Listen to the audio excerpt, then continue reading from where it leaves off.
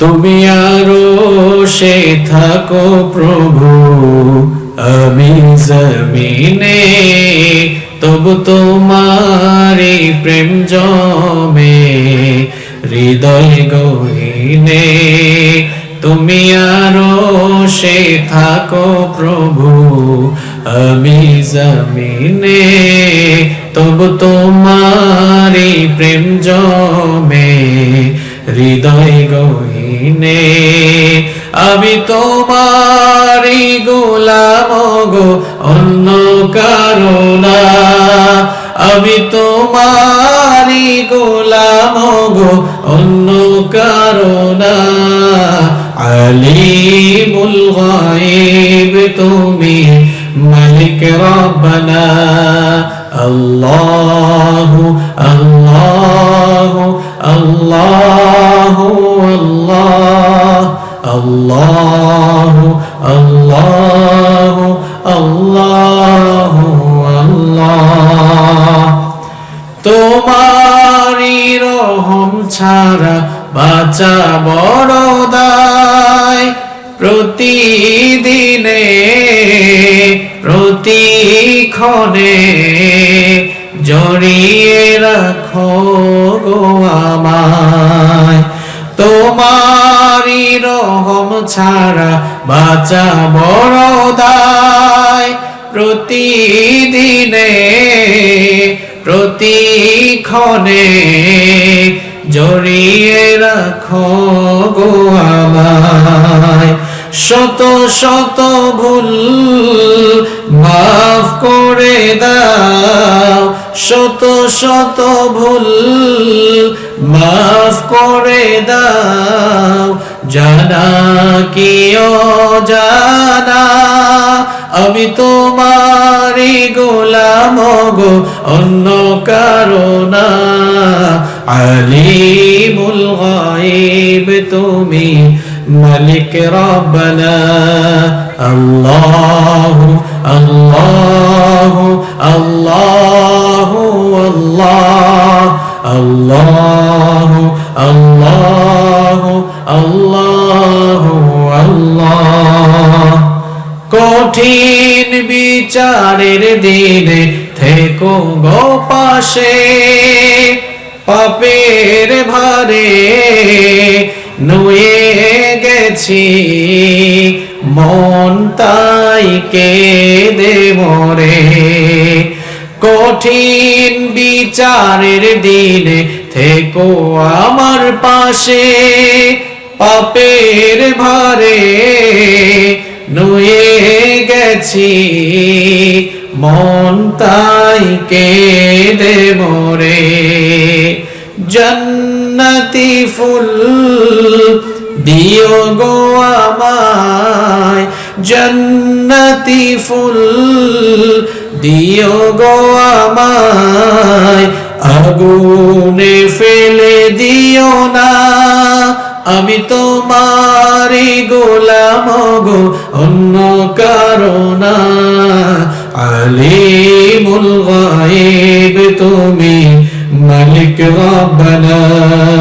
আলিমুল গায়ব তুমি, মালিক রব্বানা। আল্লাহু আল্লাহু আল্লাহু আল্লাহু আল্লাহু আল্লাহু আল্লাহ।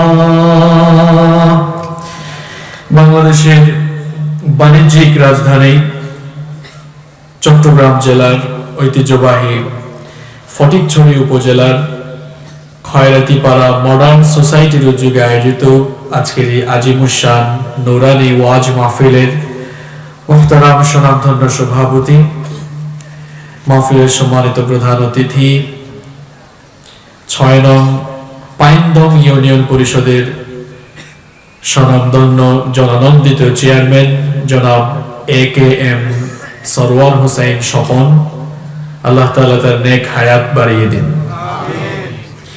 মাহফিলের সম্মানিত উদ্বোধক, বেরাজালি মজিদিয়া ইসলামিয়া দাখিল মাদ্রাসার সম্মানিত সিনিয়র শিক্ষক এবং ভুইয়াপাড়া জামে মসজিদের সম্মানিত খতিব হযরত মাওলানা জানে আলম সাহেব মাহফিলে বিশেষ অতিথি হিসেবে উপস্থিত রয়েছেন।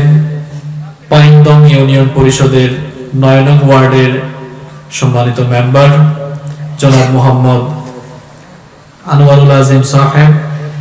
বিশেষ অতিথি হিসেবে রয়েছেন ফটিকছড়ি কাঞ্চননগরের বিশিষ্ট ব্যবসায়ী জনাব আলহাজ মোহাম্মদ আব্দুল মান্নান চৌধুরী। উপস্থিত আছেন বেলাজালি মজিদিয়া ইসলামিয়া দাখিল মাদ্রাসার সম্মানিত সুপার জনাব হযরত মাওলানা ইজহারুল ইসলাম সাহেব। আল্লাহ তাআলা সকলকে কবুল করুন, আমরা বলি আমিন। মাহফিলে উপস্থিত সম্মানিত উলামায়ে কেরাম, বিভিন্ন মসজিদের ইমাম এবং খতিব সাহেব বৃন্দ, উপস্থিত বিভিন্ন রাজনৈতিক দলের সম্মানিত নেতৃবৃন্দ, সামাজিক নেতৃবৃন্দ, আমার সামনে বসা অত্র এলাকার পার্শ্ববর্তী এবং দূরদূরান্ত থেকে আগত আল্লাহর দ্বীন প্রেমী, কোরআন প্রেমী সর্বস্তরের তাওহীদি জনতা, যুগে যুগে আল্লাহর জমিনে আল্লাহর দ্বীনকে প্রতিষ্ঠার জন্য যারা সবচাইতে বেশি অগ্রণী ভূমিকা পালন করেছেন, আমার সম্মানিত যুবক এবং তরুণ ভাইয়েরা, স্কুল, কলেজ, ইউনিভার্সিটি এবং মাদ্রাসা পড়ুয়া আমার প্রাণপ্রিয় মেধাবী ছাত্র ভাইয়েরা, উপস্থিত জাতির বিবেক সম্মানিত সাংবাদিক বৃন্দ, মহিলা প্যান্ডেল থেকে এবং ঘরে বসে যারা পর্দা সহকারে শুনছেন, আমার শ্রদ্ধেয়া সম্মানিতা মা এবং বোনেরা, উপস্থিত প্রাণপ্রিয় ফটিকছড়িবাসী, সংগ্রামী বীর চট্টলাবাসী, আপনারা সবাই কেমন আছেন? যারা জায়গা না পেয়ে পেছনে বসেছে তারা খুব একটা ভালো নেই, আওয়াজ পেছন দিক থেকে কম এসেছে। আপনারা কেমন আছেন সবাই?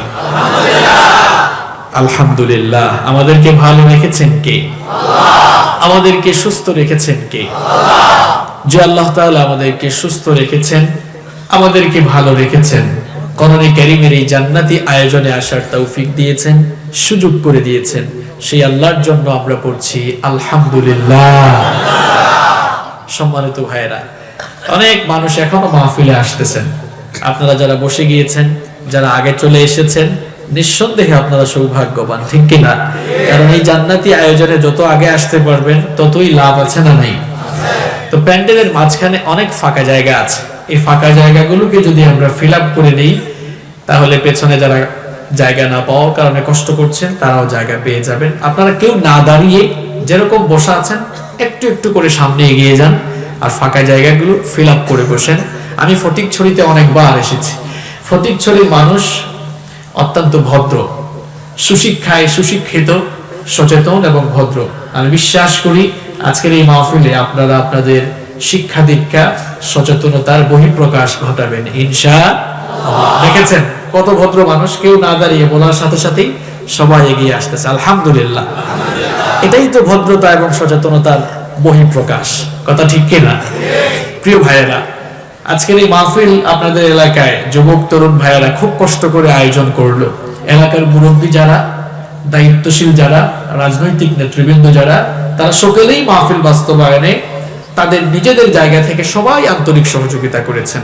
সকলের আন্তরিক সহযোগিতায় যুবকদের ব্যবস্থাপনায় যে চমৎকার মাহফিলের আয়োজন হলো, আমরা দোয়া করছি আল্লাহ তাআলা যেন আজকের এই মাহফিলকে কবুল করে নেন। In the day of resurrection, কাল কিয়ামতের কঠিন বিভীষিকাময় দিনে আল্লাহ তাআলা যেন আমাদের সকলের জন্য এই মাহফিলকে নাজাতের ওয়াসিলা বানিয়ে আল্লাহ যেন আমাদেরকে মাফ করে দয়া করে তার জান্নাত দান করেন, বলেন আমিন। আল্লাহ তাআলার দয়ার দরকার আছে না নাই? দুনিয়াতে দরকার আছে, আখিরাতে দরকার আছে, সব জায়গায় আমরা একজনের কাছেই দয়া চাই, তিনি কে? তার দয়া ছাড়া দুনিয়াতে বেঁচে থাকাও যেমন সম্ভব নয়, আখিরাতে নাজাত পাওয়া সম্ভব নয়। আর কিছু যে চাই না আমি, চাই গো নাজাত, আল্লাহ তোমার কাছে আমার এই মোনাজাত, আল্লাহ তোমার কাছে আমাদের এই মোনাজাত। পড়েন আমিন। সম্মানিত ভাইয়েরা, কোরআনে কারীম এর আলোচনা যেই জায়গায় হয় সেই জায়গার দাম বাড়িয়ে দেন কে? আল্লাহ। এটি এমন একটি কিতাব, এর সাথে যার সংস্পর্শ লেগে যায় তার মর্যাদা বেড়ে যায়। আল্লাহ তাআলার অসংখ্য ফেরেশতা রয়েছেন, কিন্তু সকল ফেরেশতাদের মধ্যে সবচাইতে নামকরা এবং খ্যাতিমান ফেরেশতার নাম কি? মাশাআল্লাহ, জানেন আপনারা? আসলে জিব্রাইল না, শব্দটার সঠিক উচ্চারণ হচ্ছে জিবরিল। সঠিক উচ্চারণ কি? জিবরিল। এখন আপনাদের কাছে আমার প্রশ্ন, আল্লাহ তাআলার এত এত ফেরেশতা থাকতে জিবরিল সবচেয়ে মর্যাদা সম্পন্ন ফেরেশতা হয়ে গেলেন কি কারণে? রিজনটা কি? এর কারণ হচ্ছে জিবরিল আল্লাহর নবীর কাছে পৃথিবীর সর্বশ্রেষ্ঠ কিতাব কোরআন নিয়ে এসেছেন। সুবহানাল্লাহ। প্রিয় ভাইরা, একটু দেখেন যে কোরআনের সাথে আসলেই মর্যাদা কেমনে বেড়ে যায়। যে ফেরেশতা নিয়ে এসেছে সেই ফেরেশতার সম্মান বেড়ে গিয়েছে। কোরআন যেই নবীর উপরে নাজিল হয়ে গেল, পৃথিবীর সমস্ত নবীদের উপরে আল্লাহ তাআলা তার শ্রেষ্ঠত্ব বাড়িয়ে দিলেন। সুবহানাল্লাহ। যেই ফেরেশতা নিয়ে আসলো সেই ফেরেশতার মর্যাদা বাড়লো, যেই নবীর উপরে আসলো সেই নবী সবচাইতে সেরা নবী হয়ে গেলেন। আচ্ছা বলেন তো, আমাদের নবীর চেয়ে দামি কোন নবী আর আছে? সবচাইতে দামি নবী। আবার উম্মত হিসেবে আমরাও অন্যান্য উম্মতের চাইতে দামি না কম দামি? আমার নবী বলেছেন কিয়ামতের দিন আমি জান্নাতে যাওয়ার আগ পর্যন্ত জান্নাতের দরজা খোলা হবে না। কিয়ামতের দিন আমার নবীর মাধ্যমে জান্নাতের দরজা উদ্বোধন করা হবে। আর আমরা সেই নবীর এত দামি উম্মত হয়েছি, বিশ্ব নবী বলেছেন আমার উম্মত জান্নাতে যাওয়ার আগ পর্যন্ত অন্যান্য কোন নবীর উম্মত জান্নাতে ঢুকতে পারবে না। নবীও যেমন দামি, নবীর উম্মতও দামি। একটু খেয়াল করেন। এবার দেখেন কোরআন যে রাতে আগমন হলো সেই রাতের নাম কি? সবাই জানেন না আপনারা? বলেন সেই রাতের নাম কি? লাইলাতুল কদর। আপনারা জবাব দেন। পৃথিবীর বছরের সবচাইতে শ্রেষ্ঠ রাত কোন রাত? লাইলাতুল কদর। এই রাতের মর্যাদা এত বেশি, আল্লাহ তাআলা নিজে বলছেন লাইলাতুল কদরি খায়রুম মিন আলফি শাহর। হাজার মাসের চাইতেও এই রাতটি শ্রেষ্ঠ রাত। কারণটা কি? কারণ এই রাতে কোরআন এসেছে। পৃথিবীতে বহু ভাষা আছে, পৃথিবীর সমস্ত ভাষার মধ্যে কোন ভাষা সবচাইতে দামি? আরবি ভাষা, Arabic language. Why? What's the reason? কারণ কি? কারণ এই ভাষায় আল্লাহ তাআলা কোরআন নাজিল করেছেন। এবার দেখেন আপনারা, যেই ফেরেশতা নিয়ে আসলো ফেরেশতা সবচাইতে দামি ফেরেশতা হয়ে গেল। যেই নবীর কাছে আসলো সেই নবী সবচাইতে দামি নবী হয়ে গেলেন। যেই রাতে আসলো সেই রাতটা সবচাইতে দামি রাত হয়ে গেল। এরপরে আপনার যেই ভাষায় নাজিল হলো সেই ভাষা সবচাইতে দামি ভাষা হয়ে গেল। যেই মাসে নাজিল হলো সেই মাসটাও বছরের সবচাইতে শ্রেষ্ঠ মাস হয়ে গেল। সুবহানাল্লাহ। দেখেন কাঠ দিয়ে ফার্নিচার বানানো হয়, সোফা বানানো হয়, আপনার ঘরের আসবাবপত্র এগুলো কাঠ দিয়ে বানানো হয়। কাঠের সাথে পা লাগলে আপনারা কেউ কি কোনোদিন দেখেছেন যে কোনো লোক সেই কাঠ কিংবা সেই ফার্নিচারকে জড়ায় ধরে ভক্তি করে শ্রদ্ধা সম্মান করে? দেখেছেন আপনারা? কিন্তু কাঠের দুইটি টুকরা দিয়ে রেহাল বানানো হয়। আপনাদের এলাকায় কি বলেন আপনারা? এই রেহালের সাথে দেখেছেন মানুষের পা লাগলেই বুকের সাথে জড়িয়ে ধরে। এটা কি কাঠকে সম্মান করে নাকি কোরআন লাগার কারণে? আবার শপিং মলে যখন আপনারা যান, কত কাপড়, প্রত্যেকদিন কত কাপড়ের সাথে পা লাগে। এই যে আমাদের সাথে তো পা লাগছে এখন, তাই না? এই কাপড় কেউ বুকের সাথে জড়িয়ে ধরবে? চুমু খাবে? কিন্তু কোরআন ছোট্ট একটি কাপড়ের টুকরা দিয়ে পেঁচানো হয়। এক এক এলাকায় সেটাকে এক এক নাম দিয়েছে। কেউ বলে জিলবাব, কেউ গিলাফ, কেউ বস্তুনি। আপনাদের এলাকায় কি বলেন আপনারা?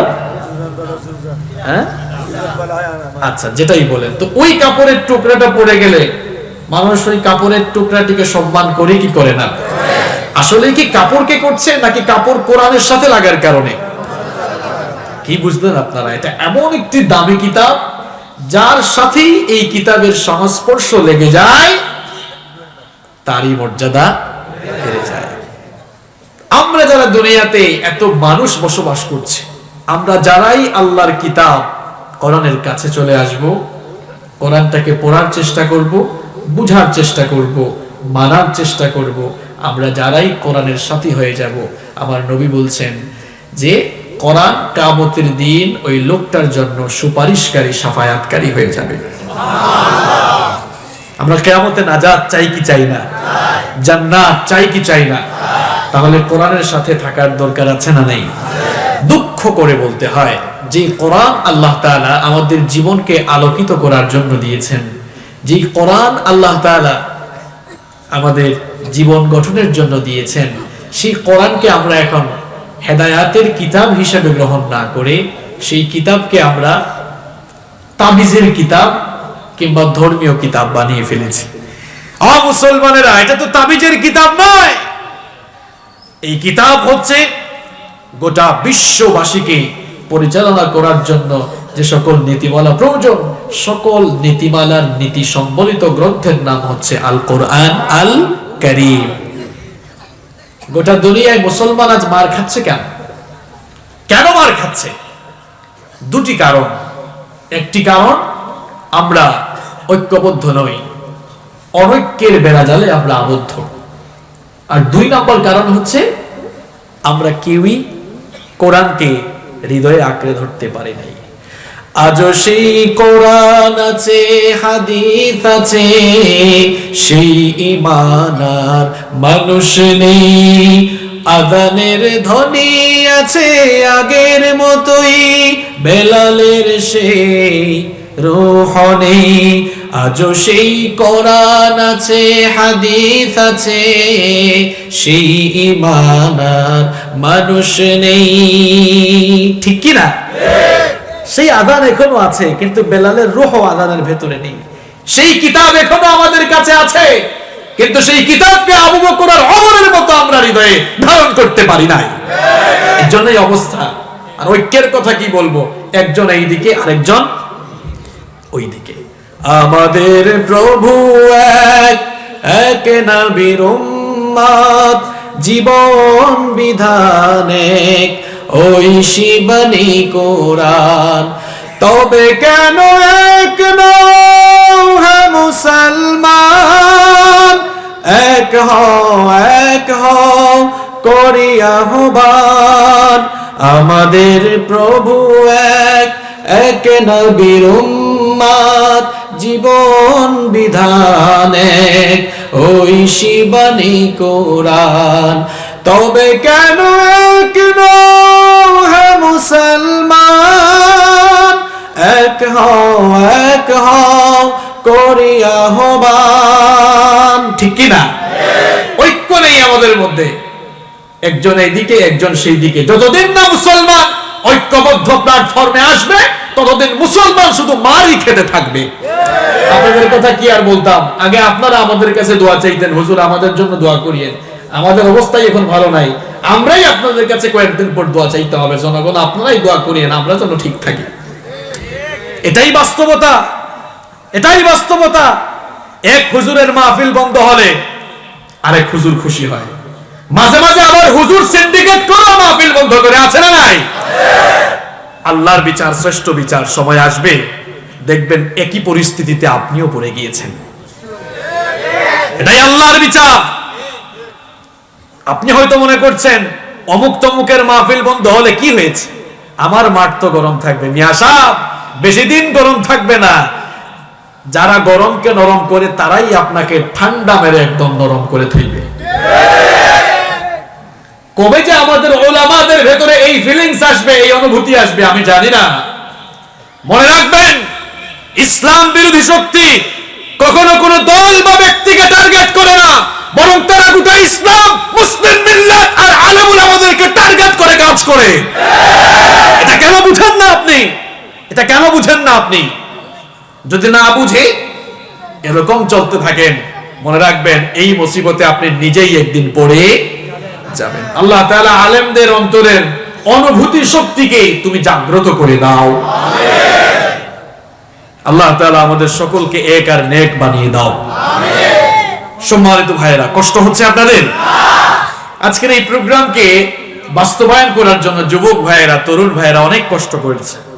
এলাকার মুরব্বী যারা, সবাই তাদেরকে সাপোর্ট করেছে, সহযোগিতা করেছে। আর মাহফিলেও যারা উপস্থিত হয়েছে ম্যাক্সিমাম দেখা যাচ্ছে ইয়াং, যুবক আর তরুণ ভাইয়েরা।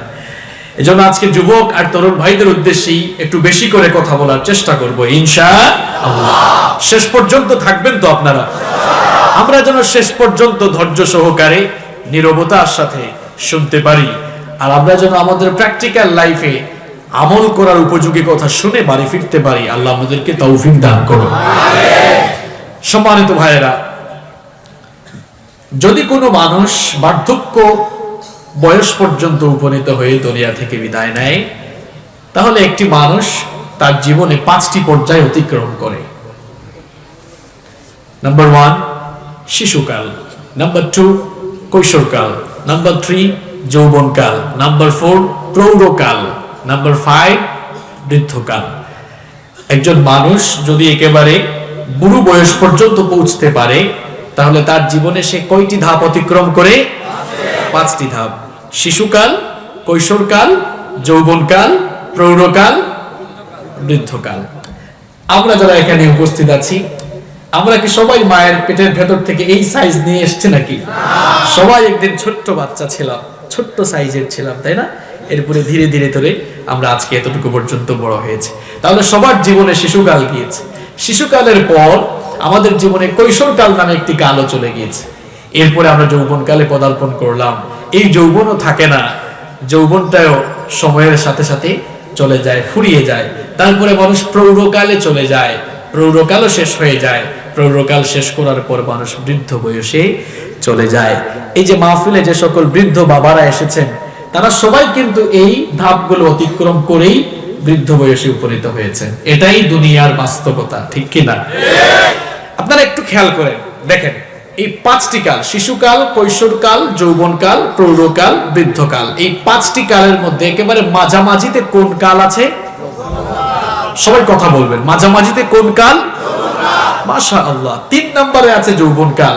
এর আগেও 2টি দুর্বল কাল, দুর্বলিত। কারণ শিশুকালে মানুষ শক্তিশালী থাকে না দুর্বল থাকে? শিশু এবং কৈশোরকালে মানুষ দুর্বল থাকে। আবার প্রৌঢ় এবং বৃদ্ধ হয়ে গেলে, বুড়া বয়সেও মানুষ আবার বাচ্চার মতো হয়ে যায়, শক্তি ফুরিয়ে যায়। তবে কিছু কিছু বুড়া মানুষ, তাদেরকে ফিজিক্যালি বুড়ো দেখালেও মনের দিক থেকে কিন্তু তারা যুবক থাকে। এরকম কিছু মানুষ আছে না? তাদের ব্যাপারটি এক্সেপশনাল, তাদের ব্যাপারটি ভিন্ন। তো এই 5টি কালের মধ্যে 3 নাম্বার যৌবনকাল হচ্ছে মানুষের জীবনের সবচাইতে গুরুত্বপূর্ণ একটি সময়। এজন্য বলা হয় youth is called the golden season of human life. মানুষের জীবনের এই যৌবনকালীন সময়টা হচ্ছে তার স্বর্ণালী সময়, গোল্ডেন সিজন, সবচাইতে স্বর্ণালী সময়।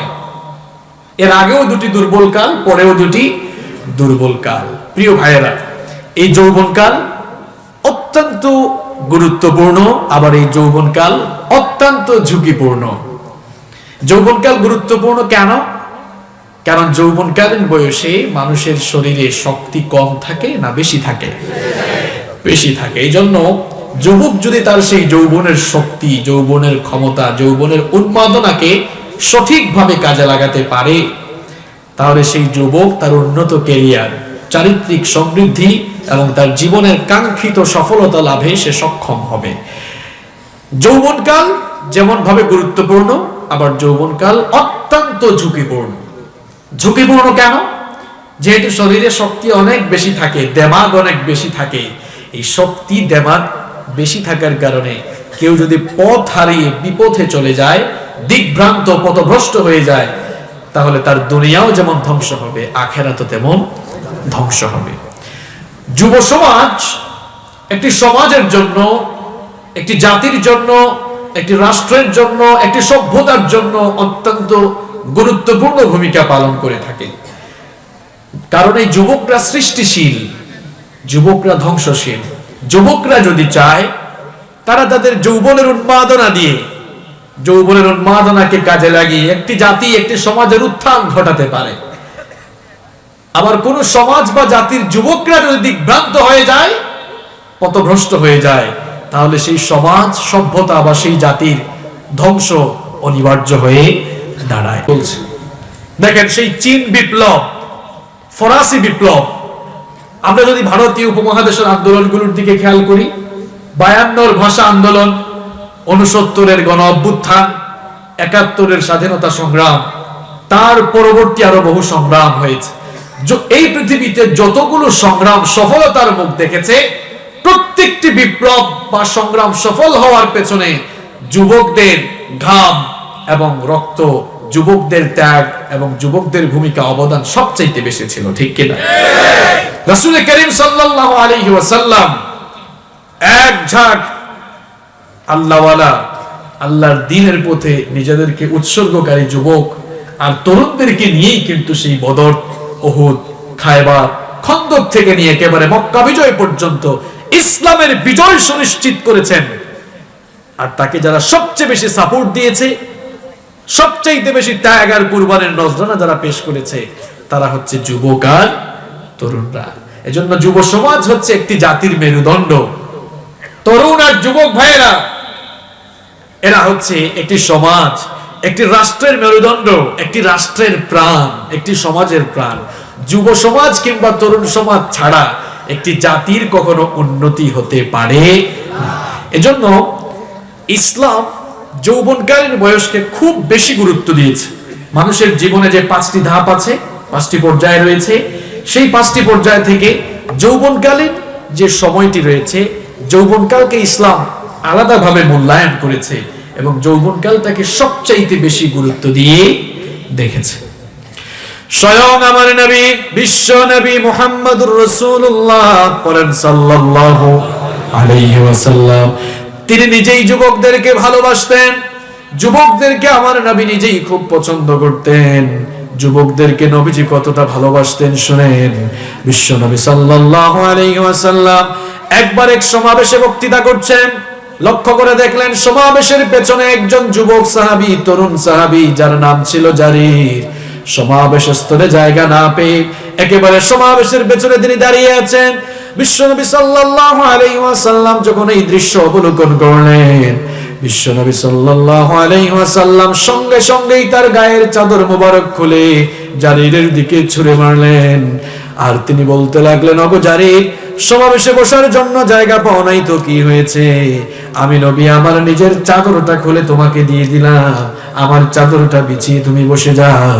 জারির যখন বিশ্বনবী সাল্লাল্লাহু আলাইহি ওয়াসাল্লামের জবান থেকে এই কথা শুনলেন, হু হু করে কান্না করে শুরু করলেন। বিশ্বনবীর চাদরে বসা তো দূরের কথা, আমার নবীর চাদরটা বুকের সঙ্গে জড়িয়ে চুমু খেতে লাগলেন আর হু হু করে কান্না করতে লাগলেন।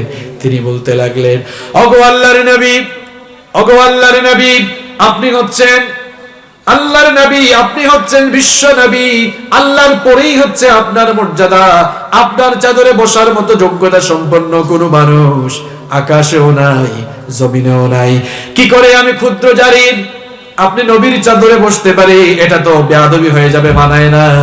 তিনি তখন বলতে লাগলেন, ওগো আল্লাহর নবী, আজ এতগুলো মানুষের সামনে আপনি যেভাবে আমাকে সম্মানিত করলেন, আকরামাকাল্লাহ, আকরামাকাল্লাহ কামা আকরামতানি ইয়া রাসূলুল্লাহ পড়েন সাল্লাল্লাহু আলাইহি ওয়াসাল্লাম। ওগো আল্লাহর রাসূল, আজ এই ভরা মজলিসে এতগুলো মানুষের সামনে আমি ক্ষুদ্র জারিরকে আপনি যেভাবে সম্মানিত করলেন, আমি দোয়া করছি আল্লাহ যেন আপনার সম্মান আর মর্যাদা আরো বেশি বাড়িয়ে দেন। রাসূল করিম সাল্লাল্লাহু আলাইহি ওয়াসাল্লাম নিজেই যুবকদেরকে অত্যন্ত পছন্দ করতেন, কারণ যুব সমাজ এরা ইসলামের প্রাণশক্তি। এটি কোন জাতি, সভ্যতা কিংবা সমাজের মেরুদণ্ড হিসেবে কাজ করে।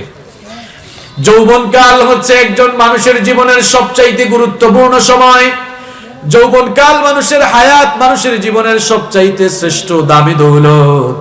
এই জন্য স্বয়ং বিশ্বনবী সাল্লাল্লাহু আলাইহি ওয়াসাল্লাম বলেছেন, যেহেতু যৌবনকাল মানুষের জীবনের সবচাইতে দামি দৌলত, এই জন্য এই যৌবনকাল পৃথিবীতে থাকাকালীন আপনি আপনার যৌবনকাল কোথায় কিভাবে কাটিয়েছেন, ব্যয় করেছেন, তার হিসাব দেয়া লাগবে কার কাছে? তিরমিজি শরীফের বর্ণনায় হাদিস এসেছে, عن ابن مسعود قال قال النبي صلى الله عليه وسلم لا تزول قدم ابن آدم من عند ربه حتى يسأل عن 50 আব্দুল্লাহ ইবনে মাসউদ রাদিয়াল্লাহু আনহু হাদিসটি বর্ণনা করেছেন। তিনি বলেছেন বিশ্বনবী সাল্লাল্লাহু আলাইহি ওয়াসাল্লাম বলেছেন কিয়ামতের দিন আল্লাহর সকল বান্দারা যখন হাসরের ময়দানে সমবেত হয়ে যাবে, সেদিন মানুষেরা 5টি প্রশ্নের জবাব না দিয়ে এক কদম নাড়াতে পারবে না। আমার ভাইরা, হাসরের সেই কঠিন বিভীষিকাময় দিন কত সাংঘাতিক হয়ে যাবে, কত মারাত্মক হয়ে যাবে, ভালো করে শুনেন। এখন তো সূর্য মানুষের মাথা থেকে 9,30,00,000 মাইল দূরে, কিয়ামতের কঠিন বিভীষিকাময় দিনে 9,30,00,000 মাইল দূরের সূর্য মানুষের মাথার 1 মাইল কিংবা 2 মাইল উপরে নেমে আসবে। অবস্থা সেদিন এত বেশি বিভীষিকাময় হয়ে যাবে, সূর্যের প্রচন্ড তাপে জমিন সেদিন তামার জমিনে পরিণত হয়ে যাবে। গুনাহগারদের মাথার চান্দি ফেটে মগজগুলো টকবক করে ফুটতে থাকবে। আর সেই বিভীষিকাময় দৃশ্য আপনাদেরকে কেমনে বুঝাই? মহিলারা যখন চুলায় ভাত বসায়, পানি গরম হয়ে যাওয়ার পর চালগুলো যেমন করে ফুটতে থাকে, মানুষের মাথার 1 কিংবা 2 মাইল উপরে এসে সূর্য যখন প্রচন্ড তাপ দিবে, মানুষের মাথা, গুনাহগার পাপী-তাপী জাহান্নামীদের মাথার মগজগুলো সেভাবে টকবক করে ফুটে ফুটে গলে গলে বেয়ে পড়তে থাকবে। মানুষেরা এত বেশি পিপাসার্ত হয়ে যাবে, পিপাসার যন্ত্রণায় মানুষগুলো এত কাতর হয়ে যাবে, মানুষের জিহ্বা বের হয়ে কুকুরের মতো নাভিস্থল পর্যন্ত ঝুলতে থাকবে। আল্লাহু আকবার। হাসরের দিনটা কতটুকু লম্বা হবে? আমার নবী বলেছেন 50,000 সানাতিন মিম্মা তাউদ্দুন। দুনিয়ায় যে তোমরা হিসাব করো, দুনিয়ার হিসেব অনুযায়ী বিচারের দিনটা 50,000 বছর লম্বা হয়ে যাবে। হাসরের সেই কঠিন বিভীষিকাময় দিনে আল্লাহ তাআলার আদালতে আমি আপনি আমরা সকলেই দাঁড়াবো। এ ব্যাপারে কোনো সন্দেহ আছে? কথা কোন সন্দেহ আছে? বিশ্বনবী সাল্লাল্লাহু আলাইহি ওয়াসাল্লাম বলছেন হাসরের সেই কঠিন বিভীষিকাময় দিনে লা তাজুলু কদমা ইবনে আদম মিন ইনদি রাব্বিহি হাত্তা ইসআলা আন 50। ও আদম সন্তানটা ভালো করে শোনো, আল্লাহর নবী বলছেন 5টি প্রশ্নের জবাব না দিয়ে কিয়ামতের দিন আল্লাহর আদালতে হাসরের ময়দানে একটা মানুষও পা নাড়াতে পারবে না, কদম নাড়াতে পারবে না, এক পা নাড়ানোর সুযোগ পাওয়া যাবে না। 5টি প্রশ্নের জবাব দিতে হবে কার কাছে? আল্লাহ তাআলা প্রশ্ন করবেন, নাম্বার 1 আন উমরিহি ফিমা আফনাহু। আমার গোলাম, আমার বান্দা, তোমাকে যে লম্বা হায়াত দিয়েছিলাম, তোমাকে যে লম্বা জীবন দিয়েছিলাম, জীবনটা কোথায় কিভাবে কাটিয়েছো? পুরো জীবনের হিসাব দিতে হবে কার কাছে? নাম্বার 2 নম্বর প্রশ্ন করা হবে ওয়ান শাবাবিহি ফিমা আবলাহু। ও আমার বান্দা, দুনিয়ায় তুমি যখন ছিলে যৌবনকালীন যৌবনের শক্তি আর সামর্থ্য কোথায় কিভাবে ব্যয় করেছো? যৌবন বয়সে শরীরে শক্তি ছিল, নামাজে না গিয়ে শয়তানের সাথে কি উল্টা দিকে দৌড় দিয়েছিল নাকি? অমুক তমুক নেতাদের পেছনে গিয়ে স্লোগান দিয়ে দিয়ে সময় নষ্ট করেছো নাকি? গোটা যৌবনের হিসাব পাই পাই করে দিতে হবে কার কাছে? 3 নম্বর প্রশ্ন করা হবে ওয়ামালুহু মিন আইনা কাসাবাহু। বান্দারে তোর যে এত ধন দৌলত ছিল, এত টাকা পয়সা, এত অঢেল ধন দৌলত তোমার ছিল, এই ধন সম্পদ কোথা থেকে কিভাবে উপার্জন করেছো? হিসাব দিতে হবে কার কাছে? 4 নম্বর প্রশ্ন করা হবে ওয়াফিমা আনফাকাহু। তোমার যে বিরাট ধন দৌলত ছিল, এই ধন দৌলত কোথায় কিভাবে ব্যয় করেছো? তার হিসাব দিতে হবে কার কাছে? 5 নম্বর প্রশ্ন করা হবে ওয়ামাযা আমিলা ফিমা আলিমা। যতটুকু জেনেছো ততটুকু আমল করেছো কিনা? আল্লাহর বান্দারা সেদিন এই 5টি প্রশ্নের জবাব না দিয়ে কেউ সেদিন এক কদম নড়তে পারবে না। তার মধ্যে গুরুত্বপূর্ণ প্রশ্ন করা হবে বান্দারা তোমার যৌবনকাল কোথায় কিভাবে কাটিয়েছো? এ যুবক আর তরুণ ভাইরা, কোথায় তোমার যৌবন কাটাও? কোন দিকে গিয়ে যৌবনের শক্তি তুমি নিঃশেষ করে দিচ্ছ? তোমার যৌবনের প্রত্যেকটি মুহূর্তের হিসাব দিতে হবে কার কাছে? কি প্রস্তুতি নিয়েছো তুমি? তোমার যৌবনের হিসাবের প্রস্তুতি নেওয়ার জন্য, যৌবনের হিসাব দেওয়ার জন্য কি প্রস্তুতি নিয়েছো তুমি? তোমার বিবেকের কাছে সেই প্রশ্ন রাখলাম। যেহেতু যৌবনকালের প্রত্যেকটি মুহূর্তের হিসাব আল্লাহর কাছে দিতে হবে, এই জন্য আমার নবী বললেন যৌবনকালকে গনিমত মনে করে যৌবনকালকে তুমি কাজে লাগাও। তিরমিজি শরীফের অন্য হাদিসে বিশ্বনবী সাল্লাল্লাহু আলাইহি ওয়াসাল্লাম বলছেন, ইগতানিম খামসান ক্বাবলা খামসিন, পাঁচটি জিনিস চলে আসার আগে পাঁচটি জিনিসকে গনিমত মনে করে মূল্যায়ন করো। নাম্বার 1, এক নাম্বার হলো হায়াতাকা ক্বাবলা মাউতিক, মউত চলে আসার আগে, মৃত্যু চলে আসার আগে জীবনটাকে কাজে লাগাও। মৃত্যু চলে আসার পর আর যদি আপনি হায় হুতাশ কিংবা আফসোস করেন আর কি জীবন ফিরে পাবেন নাকি? এই জন্য আমার নবী বলেছেন মরে যাওয়ার আগে জীবনটাকে কাজে লাগাও। কিয়ামত মারা যাওয়ার পর জাহান্নামী গুলো বলবে, ইয়া লাইতানি কদ্দামতু লি হায়াতি, হায় আফসোস আবার যদি আমার জীবন ফিরে পেতাম, এরকম আফসোস করতে থাকবে। কিন্তু আফসোস করে কোনো লাভ হবে না, কি বলেন? এই জন্য আমার নবী বললেন হায়াতাকা ক্বাবলা মাউতিক, মৃত্যুর আগে জীবনকে কাজে লাগাও। এরপরে 2 নাম্বার আমার নবী বলছেন ওয়াসিহাতাকা ক্বাবলা সুকুমিক, অসুস্থ হওয়ার আগে সুস্থ থাকাকালীন সময়টার কদর করো। অসুস্থ হওয়ার পর খুব ইবাদত শুরু করে দেয়, তখন ঠিকমতো রুকুও করা যায় না, সাজদাও করা যায় না। আমার নবী বলছেন সিহাতাকা ক্বাবলা সুকুমিক, অসুস্থ হওয়ার আগেই সুস্থ থাকাকালীন সময়টার কদর করো। অসুস্থ হলে বোঝা যায় যে সুস্থতা কত দামি নেয়ামত, ঠিক না? এক হাদিসে বিশ্বনবী সাল্লাল্লাহু আলাইহি ওয়াসাল্লাম বলেছেন, সাল্লাল্লাহুল আফওয়া ওয়াল আফিয়া, তোমরা আল্লাহর কাছে সুস্থতার নেয়ামত চেয়ে নাও, সুস্থতার নেয়ামত আল্লাহর কাছ থেকে চেয়ে নাও। ফা ইন্নালাম আহাদান ইউতা বাদাল ইয়াকিনি খায়রাম মিনাল আফিয়া, কারণ পৃথিবীতে ঈমানের চেয়ে সুস্থতার মতো উত্তম কোন নেয়ামত আর দেয়া হয় নাই। যে মানুষগুলো সুস্থ তারাই পৃথিবীতে সবচেয়ে বেশি সুখী। আপনাদেরকে যদি বলি সবচেয়ে সুখী কে, আপনারা বলবেন হুজুর দেখেন না এই লোকটার অনেক টাকা, এই লোকটা সবচেয়ে সুখী। প্রিয় ভাইয়েরা, হ্যাপিনেসের ডেফিনেশন এটা নয়। সুখী থাকা মানে অঢেল ধন দৌলতের মালিক হওয়া বুঝায় না। একটা লোকের প্রচুর টাকা পয়সা আছে, গাড়ি বাড়ি ইন্ডাস্ট্রি, টাকা পয়সা ধন দৌলতের অভাব নাই, কিন্তু লোকটা অসুস্থ, এই লোকটাকে আপনি সুখী বলবেন? কথা কোন না কেন, সুখী বলবেন? এই লোকটা তো পৃথিবীর সবচাইতে অসুখী, সব আছে কিন্তু লোকটার মনে শান্তি নাই, শরীরে কোনো শান্তি, এই লোকটা সুখী? রিকশাওয়ালা সারাদিন রিকশা চালায়, থাকার জন্য একটা ভালো ঘরও নাই, কিন্তু লোকটা ভালো আছে, সুস্থ আছে। পৃথিবীতে এই লোকটার মতো সুখী মানুষ আর আছে? এজন্য সুস্থতা হচ্ছে পৃথিবীর সবচাইতে দামি নেয়ামতের নাম। আল্লাহ যেন মৃত্যুর আগ পর্যন্ত আমাদেরকে সুস্থ রাখেন, বলে আমিন। সুস্থ থেকেই যেন আমরা কাউকে কষ্ট না দিয়ে দুনিয়া থেকে যেতে পারি। আল্লাহ আমাদেরকে কবুল করো। মাঝে মাঝে কিন্তু আমি এদিক সেদিক যাব, রাস্তায় গাড়ি চললে মাঝে মাঝে ব্রেক দিতে হয় না? তাই বলে কি মূল রাস্তা মানুষ হারিয়ে ফেলে? কথা কর না কেন, কষ্ট হচ্ছে আপনাদের? মোনাজাত দিয়ে দিই। রাস্তায় চললে মাঝে মাঝে ব্রেক দেয়, তাই বলে কি মূল রাস্তা মানুষ হারিয়ে ফেলে? আলোচনার মধ্যে অনেক কথা আসবে, আমরা এদিক সেদিক গেলেও আমরা মূল জায়গা থেকে কিন্তু বের হব না ইনশাআল্লাহ। কোন জায়গায় ছিলাম মনে আছে?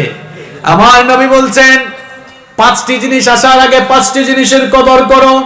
হায়াতাকা ক্বাবলা মাউতিক, মৃত্যু আসার আগে জীবনকে কাজে লাগাও। নাম্বার 2 সিহাতাকা ক্বাবলা সুকুমিক, অসুস্থ হওয়ার আগে সুস্থ থাকাকালীন সময়টার কদর করো।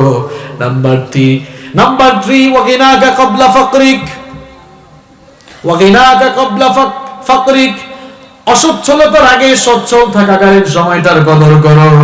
নাম্বার 4 ওয়াগিনাকা নাম্বার 4 4 নাম্বার হলো ওয়াফিরাগাকা ক্বাবলা শুগুলিক, ওয়াফিরাগাকা ক্বাবলা শুগুলিক, ব্যস্ত হওয়ার আগে অবসর থাকাকালীন সময়টার কদর করো।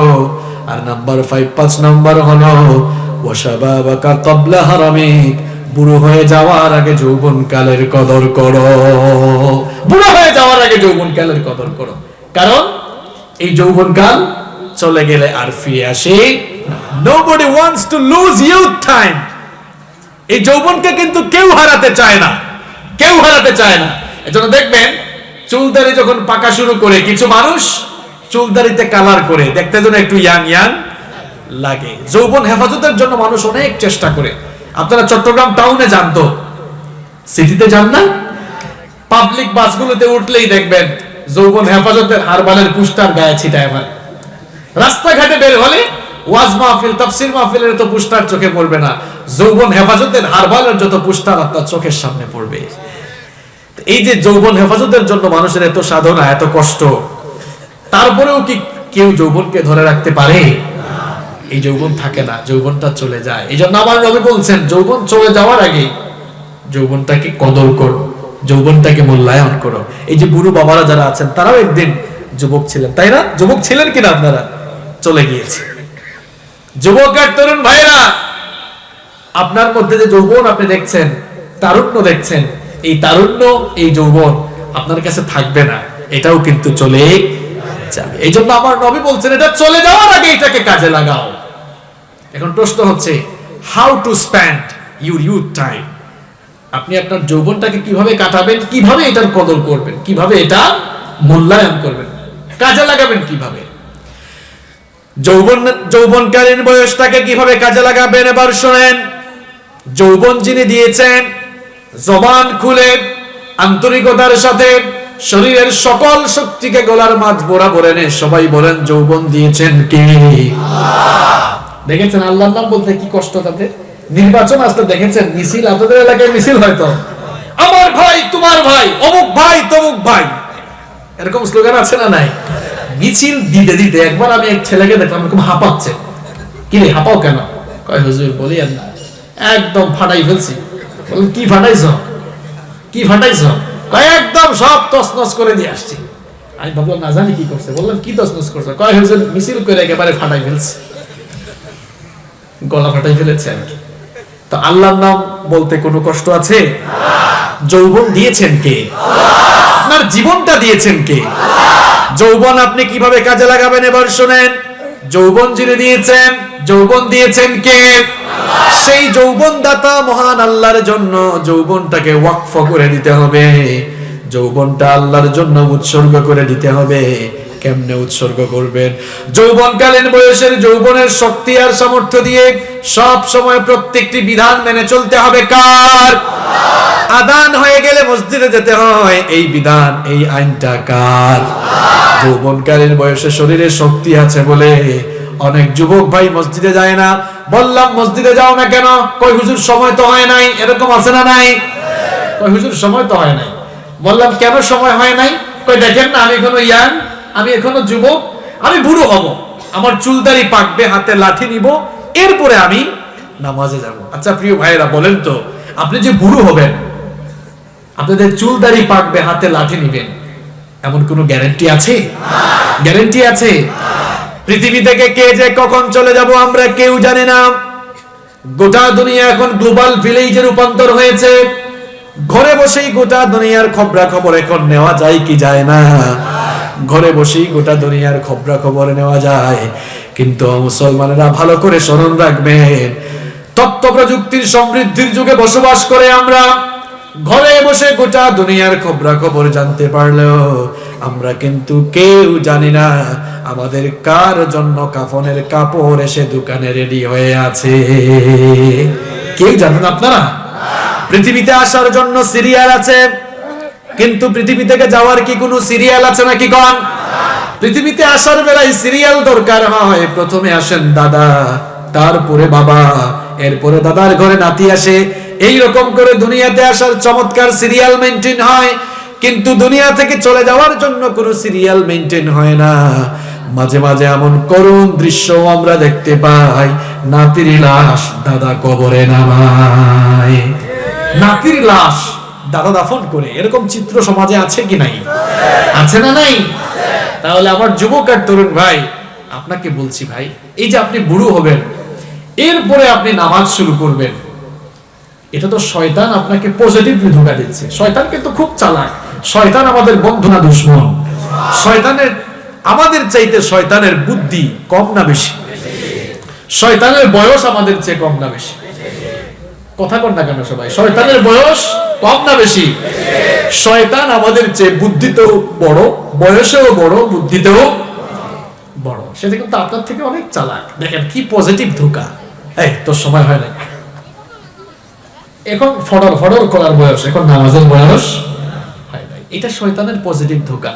শয়তান পজিটিভলি ধোঁকা দিয়ে যদি আপনাকে মসজিদ থেকে ফিরিয়ে রাখতে পারে, শয়তানের লস, তাই না? কথা কয় না? মসজিদে গেলে, নামাজে গেলে খুশি হন কে? আর নামাজ না পড়লে খুশি হয় কে? যুবক আর তরুণ ভাইয়েরা, আপনাদেরকে প্রশ্ন করছি, প্রত্যেক দিন 5 ওয়াক্ত নামাজ ছেড়ে দিয়ে আসলে কি আপনি আল্লাহকে খুশি করেন নাকি ডেইলি শয়তানকে খুশি করেন? যৌবন কোথায় যাচ্ছে আপনার? আপনার যৌবন কোথায় বিলীন হয়ে যাচ্ছে? আপনার যৌবন কোথায় শেষ হয়ে যাচ্ছে, কোথায় নিঃশেষ হয়ে যাচ্ছে? আপনার বিবেকের কাছে আমি প্রশ্ন রাখছি, নামাজ ছেড়ে দিলে খুশি হয় কে? কয়েকজন আল্লাহ বললেও তারা ভুলে বলছে। জুসের তালে কিন্তু হুশার ঠিক নাই, কেউ কেউ তালে বেতাল হয়ে যায় মাঝে মাঝে, অসুবিধা নাই, এরা ভুলে বলছে। ভুল করে বললে মাফ করেন কে? তো নামাজ ছেড়ে দিলে খুশি হন কে? আর নামাজ আদায় করলে খুশি হয় কে? এই যুবক আর তরুণ ভাইরা, প্রত্যেক দিন 5 বার সাজদা দিয়ে কাকে খুশি করা দরকার? প্রত্যেক দিন 5 ওয়াক্ত সাজদা দিয়ে আল্লাহকে খুশি করতে হবে। যৌবনকালীন বয়সটাকে এভাবে আল্লাহর দ্বীনের পথে কাটাতে হবে। প্রত্যেক দিন আযান হয়ে গেলে সকল কাজ বন্ধ করে দিয়ে মসজিদের দিকে দৌড় দিতে হবে। কারণ যৌবনকালের সাজদার দাম কম না বেশি? যৌবনকালীন সাজদা, যৌবনকালের ইবাদতের দাম এত বেশি। আবু দাউদের মধ্যে হাদিস বর্ণিত হয়েছে, আমার নবী বলেছেন, একজন বুড়ো মানুষের ইবাদতে আল্লাহ যত খুশি হন, একজন যুবক যখন ইবাদত করে আল্লাহ তার চাইতে আরো বেশি খুশি হয়ে যান। যুবক ভাইরা, আপনাদের ইবাদতের অনেক দাম। আযান হয়ে গেলে মসজিদের সামনের কাতারগুলোতে কিছু বাবারা যারা একেবারে কাশে বলে, বুড়া মানুষ, এদেরকে সামনের কাতার দেখা যায়। কেন ভাই? ফটিকছড়ির যুবক আর তরুণ ভাইয়েরা, আজকের এই মাহফিল থেকে আপনারা সিদ্ধান্ত গ্রহণ করুন, আজকের ফজরের জামাত থেকে সামনের 3-4 কাতারে আমরা বুড়া মানুষদেরকে জায়গা দিব না, আমরাই থাকবো ইনশাআল্লাহ। বুড়া বাবারা রাগ করিয়েন না আবার, কারণ সামনের কাতারে যারা দাঁড়াবে এরা কিন্তু আর কেউ নয়, এরা আপনার ছেলে, এরা আপনারই ভাতিজা, আপনারই কেউ না কেউ, ঠিক কি না? সুতরাং এই দৃশ্য দেখে আপনার খুশি হওয়ার কথা। আপনি পেছনে দাঁড়িয়ে যখন দেখবেন আপনার ছেলেরা আপনার সামনে দাঁড়িয়েছে, মরার আগেই সুখ শান্তি অনুভব করে মরতে পারবেন, ঠিক কি না? বুড়া মামারা খুশি হয়েছেন না খুশি? আপনারা চান কি চান না যে আপনাদের ছেলেরা নামাজ পড়ুক? যুবক ভাইরা মসজিদে আসবেন তো? যুবক আর তরুণ ভাইরা, কিভাবে আপনি নামাজ ছেড়ে দেন ভাই? কেন নামাজ ছেড়ে দেন আপনি? বেনামাজিদের জন্য আল্লাহ তাআলা একটি স্পেশাল জাহান্নাম প্রস্তুত করে রেখেছেন। সেই জাহান্নামের নাম সাকার। সেই জাহান্নামের নাম কি? কিয়ামতের কঠিন বিভীষিকাময় দিনে বেনামাজি লোকগুলোকে জাহান্নামের দারোগা ফেরেশতারা, জাহান্নামের ফেরেশতারা শিকল লাগিয়ে জিঞ্জির পরিয়ে জাহান্নামের উত্তপ্ত ফুটন্ত পানির উপর দিয়ে মাথার চুলের মুঠি ধরে কুকুরের মতো টেনে হিচড়ে যখন জাহান্নামের দিকে নিয়ে যাবে, তখন তাদেরকে প্রশ্ন করা হবে, ইয়াতাসাআলুনা আনিল মুজরিমিন মা সালাকাকুম ফি সাকার। সাকার নামক জাহান্নামের অধিবাসীদেরকে প্রশ্ন করা হবে, কপাল পোড়ার দল, দুর্ভাগার দল, কি কারণে আজকে তোমরা সাকার নামক এই ভয়াবহ জায়গায় এসেছো?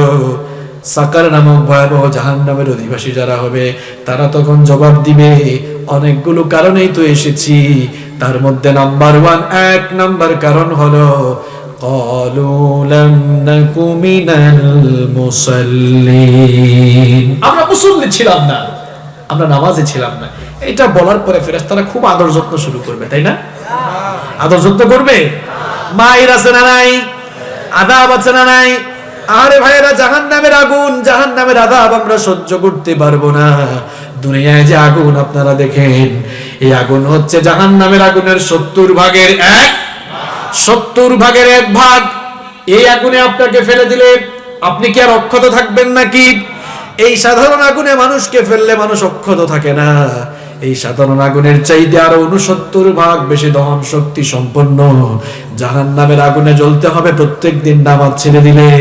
সুতরাং আমরা যদি জাহান্নামের আগুন থেকে বাঁচতে চাই, প্রত্যেক দিন 5 ওয়াক্ত নামাজে দেওয়ার দরকার আছে না? না, সালাত কায়েম করো, সালাত কায়েম করো, হবে সম্মানী তুমি, হবে জান্নাতি তুমি, দেবে কাল হাসরে শীতল ছায়া আরশে আজিম।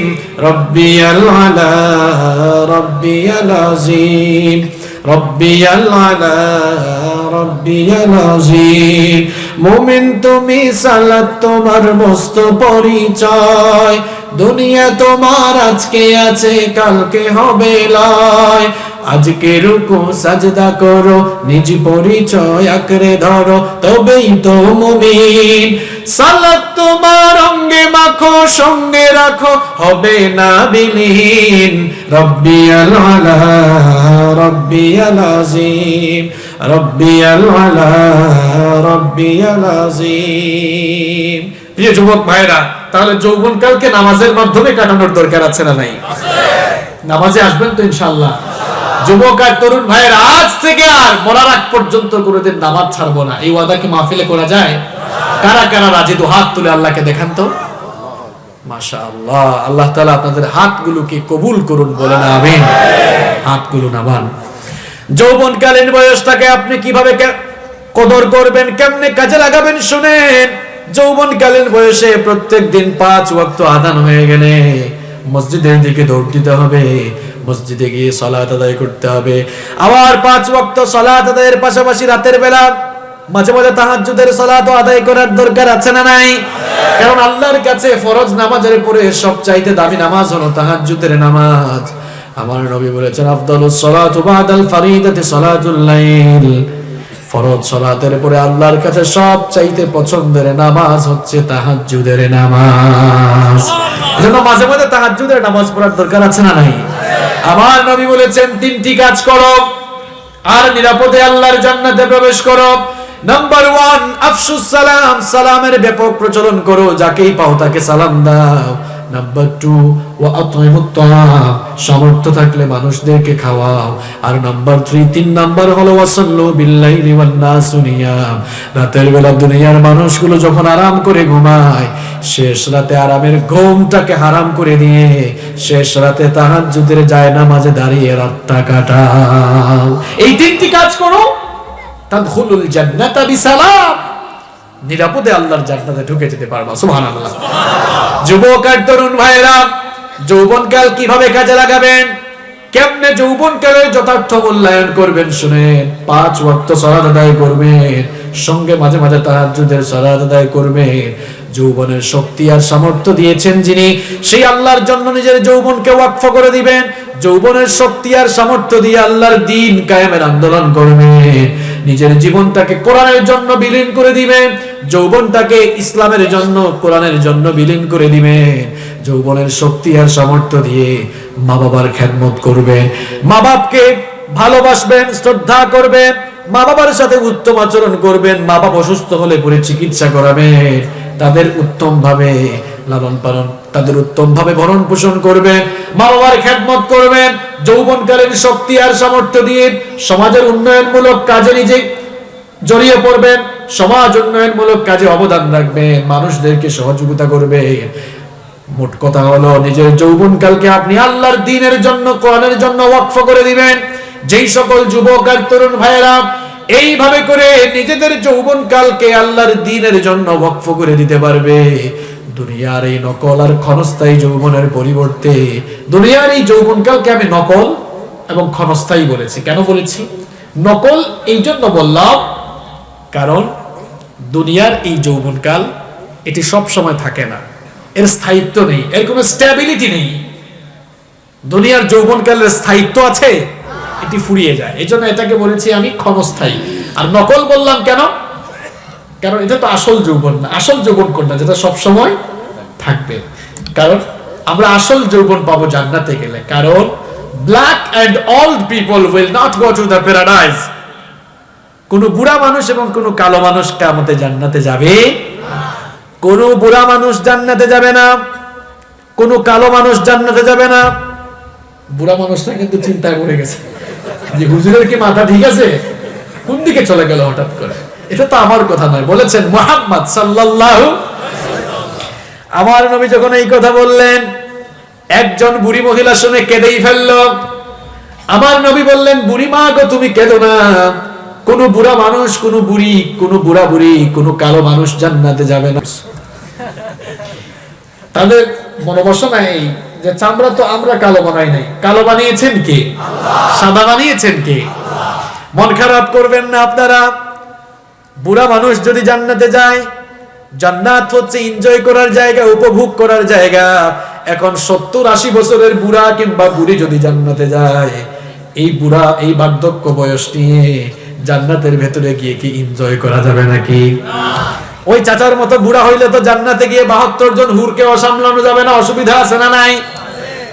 তো জান্নাতে গিয়ে কেমনে এনজয় করবেন জান্নাতটাকে, যেন আপনি ফ্যান্টাস্টিক করে উপভোগ করতে পারেন। এই জন্য কিয়ামতের দিন সকল বুড়া আর বুড়িগুলোকে 30 বছরের ভরা যৌবন দিয়ে আল্লাহ জান্নাতে ঢুকাবে। কেউ আপনারা বুড়া থাকবেন না, সকলকে যৌবন দিয়ে জান্নাতে ঢুকাবেন কে? আল্লাহ। কোন কালো মানুষ জান্নাতে যাবে না, কালো মানুষরা রাগ করিয়েন না। জান্নাত তো সুন্দর, সুন্দর দেহের অধিকারী সুন্দর মানুষগুলোই তো জান্নাতে ঢুকবে, এটাই তো স্বাভাবিক। কালো মানুষগুলো কিয়ামতের দিন কালো থাকবে না।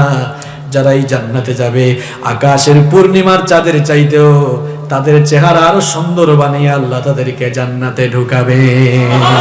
কেউ কালো থাকবেন না আপনারা, সবার চেহারাকে সুন্দর বানিয়ে জান্নাতে ঢুকাবেন কে? আল্লাহ।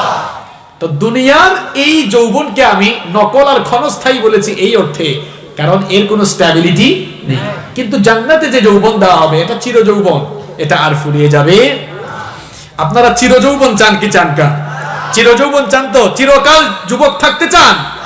চিরকাল যদি যুবক থাকতে চান, চির যৌবন যদি লাভ করতে চান, তাহলে দুনিয়াতে যে নকল আর ক্ষণস্থায়ী যৌবন দেওয়া হয়েছে, এই নকল আর ক্ষণস্থায়ী যৌবন আল্লাহর দ্বীনের জন্য ওয়াকফ করে দিতে হবে।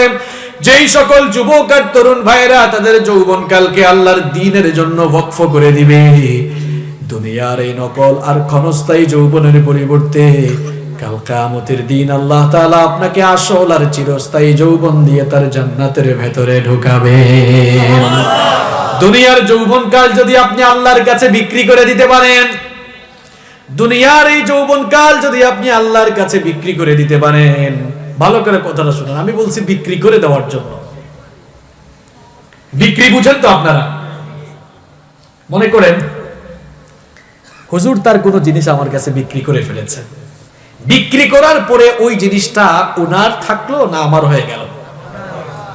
জবাব দিন ভাই। একটা সুন্দর এক্সাম্পল সবার সামনে দিচ্ছি, যেহেতু উনিও আপনাদের সামনে বসে আছেন, আমিও সামনে। উনি একটা জিনিস আমার কাছে বিক্রয় করেছেন, আমি কিনে ফেললাম।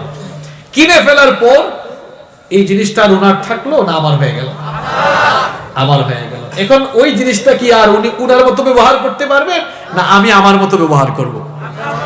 আমি এটা আমার মতো ব্যবহার করব, কারণ এটা উনি আমার কাছে বিক্রি করে দিয়েছেন। দেখেছেন, বিক্রি করার পর যার কাছে বিক্রি করা হয় সেটা তার মতোই চলতে হয়, ঠিক কি না?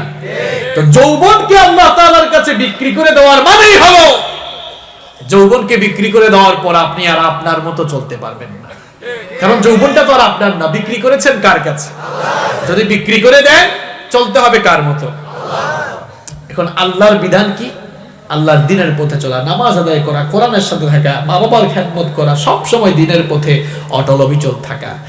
আমরা যদি আমাদের নিজেদের যৌবনকে আল্লাহর দ্বীনের জন্য ওয়াকফ করি, আল্লাহর দ্বীনের জন্য উৎসর্গ করে দেই, নিজেদের যৌবন যদি আল্লাহর কাছে বিক্রি করে দেই, একদিকে যেমন জান্নাত মিলবে, পাশাপাশি কিয়ামতে মর্যাদা বাড়াবেন কে? আল্লাহ। বুখারী শরীফে, মুসলিম শরীফে, তিরমিজি শরীফে হাদিসের 3টি বিখ্যাত গ্রন্থে এই হাদিস বর্ণিত হয়েছে। বিশ্বনবী সাল্লাল্লাহু আলাইহি ওয়াসাল্লাম বলেছেন, সাবআতু ইউযিল্লুহুমুল্লাহু ফি যিল্লিহি ইয়াওমা লা যিল্লা ইল্লা যিল্লুহু। 7 শ্রেণীর মানুষকে আল্লাহ তাআলা কিয়ামতের দিন তার আরশের ছায়ার নিচে জায়গা দিবেন, যেদিন আল্লাহর আরশের ছায়া ছাড়া আর কোনো ছায়া থাকবে না। তার মধ্যে এক শ্রেণীর মানুষ হলো তারা ওয়াশাবুন নাশাআ ফি ইবাদাতিল্লাহ, যেই সকল যুবক আর তরুণরা তাদের যৌবন আল্লাহর দ্বীনের পথে কাটিয়েছে, আল্লাহর দ্বীনের জন্য উৎসর্গ করে দিয়েছে। যেই যুবক আর তরুণরা তাদের যৌবন আল্লাহর কাছে বিক্রি করে দিয়ে আল্লাহর মতো যৌবনকাল পরিচালনা করেছে, এই যুবকগুলোকে কিয়ামতের দিন আল্লাহ তাআলা ডেকে ডেকে তার আরশের ছায়ার নিচে জায়গা করে দিবে। যুবক আর তরুণ ভাইয়েরা আরশের ছায়ায় জায়গা পেতে চান কি চান না? আরশের ছায়ায় যদি জায়গা পেতে চান, তাহলে নিজের যৌবনকাল কার কাছে বিক্রি করতে হবে? আরে আমার যুবক আর তরুণ ভাইরা, আজকে যুবকদেরকে নষ্ট করে ফেলা হচ্ছে। আজকে যুবকদেরকে নষ্ট করে ফেলা হচ্ছে, যুবকরা এখন মিসগাইড হয়ে যাচ্ছে, মিসইউজ হয়ে যাচ্ছে। তথাকথিত কিছু নেতা তাদের নিজেদের স্বার্থ সিদ্ধির জন্য আপনাদেরকে তারা লাঠির মতো ব্যবহার করছে। যুবক আর তরুণ ভাইয়েরা, keep in your mind, youth is not a gift given by a leader. যৌবন কোন নেতার দেওয়া গিফট নয়। যৌবন দিয়েছেন কে? আল্লাহ। আপনাকে তো যৌবন আপনার নেতা গিফট করে নাই যে নিজের যৌবনের সব শক্তি আর সামর্থ্য নেতার পেছনে শেষ করে দিবেন। যৌবন দিয়েছেন কে? আল্লাহ।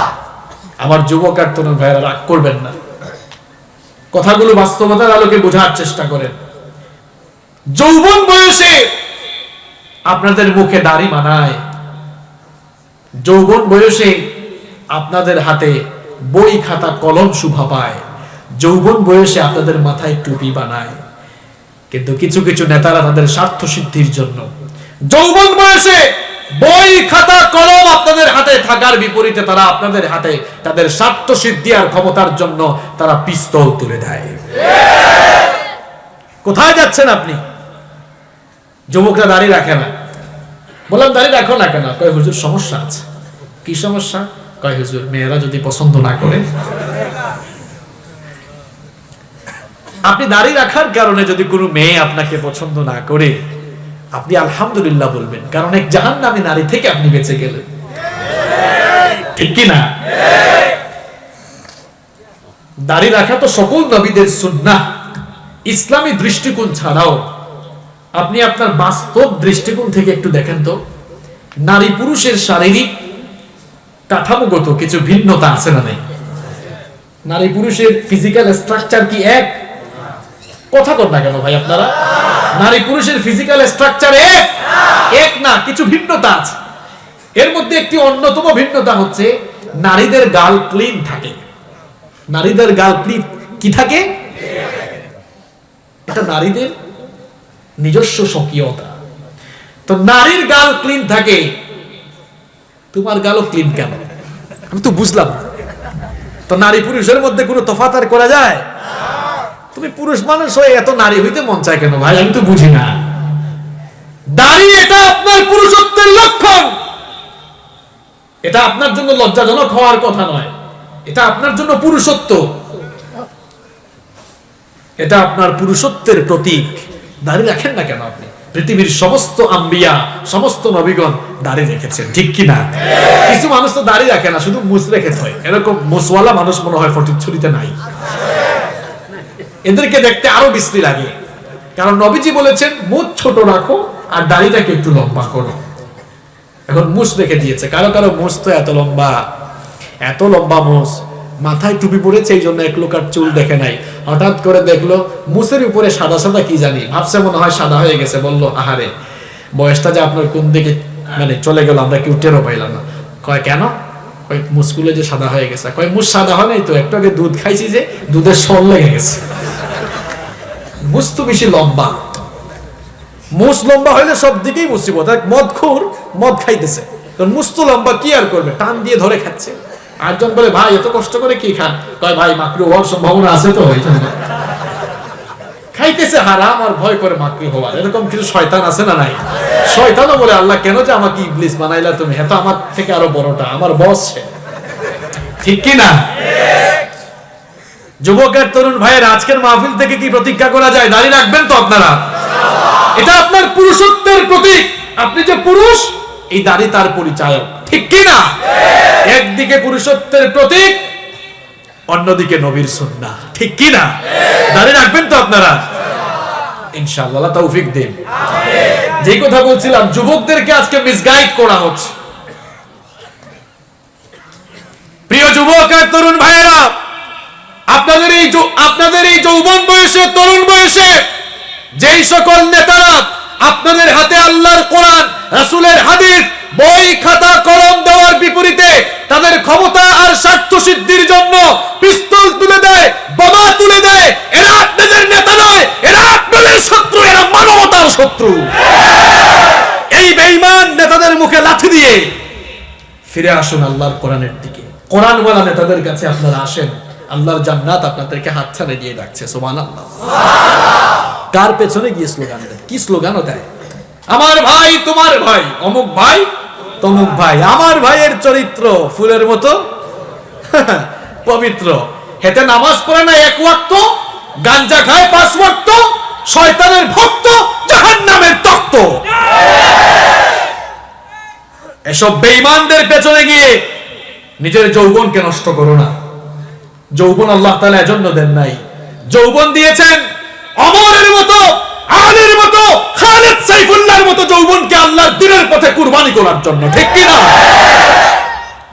যৌবন বয়সে মিছিল দেওয়ার দরকার হলে আলেমরা যখন ডাকবেন ইসলামের প্রয়োজনে গিয়ে রাজপথে আমরা মিছিল করব ইনশাআল্লাহ। কোন বেঈমান নেতার জন্য স্লোগান দিব না।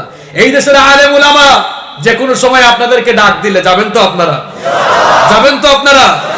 আলেম উলামারা ডাক দিলে কোরআনের জন্য, ইসলামের জন্য আমরা রাজপথে যেতে প্রস্তুত কিনা? রক্ত দেওয়ার দরকার হলে প্রস্তুত কিনা? জীবন দেওয়ার দরকার হলে? আমরা তো কোনো ব্যক্তির জন্য জীবন দেই না, আমরা জীবন দেই কার জন্য? জীবন দেই কার জন্য?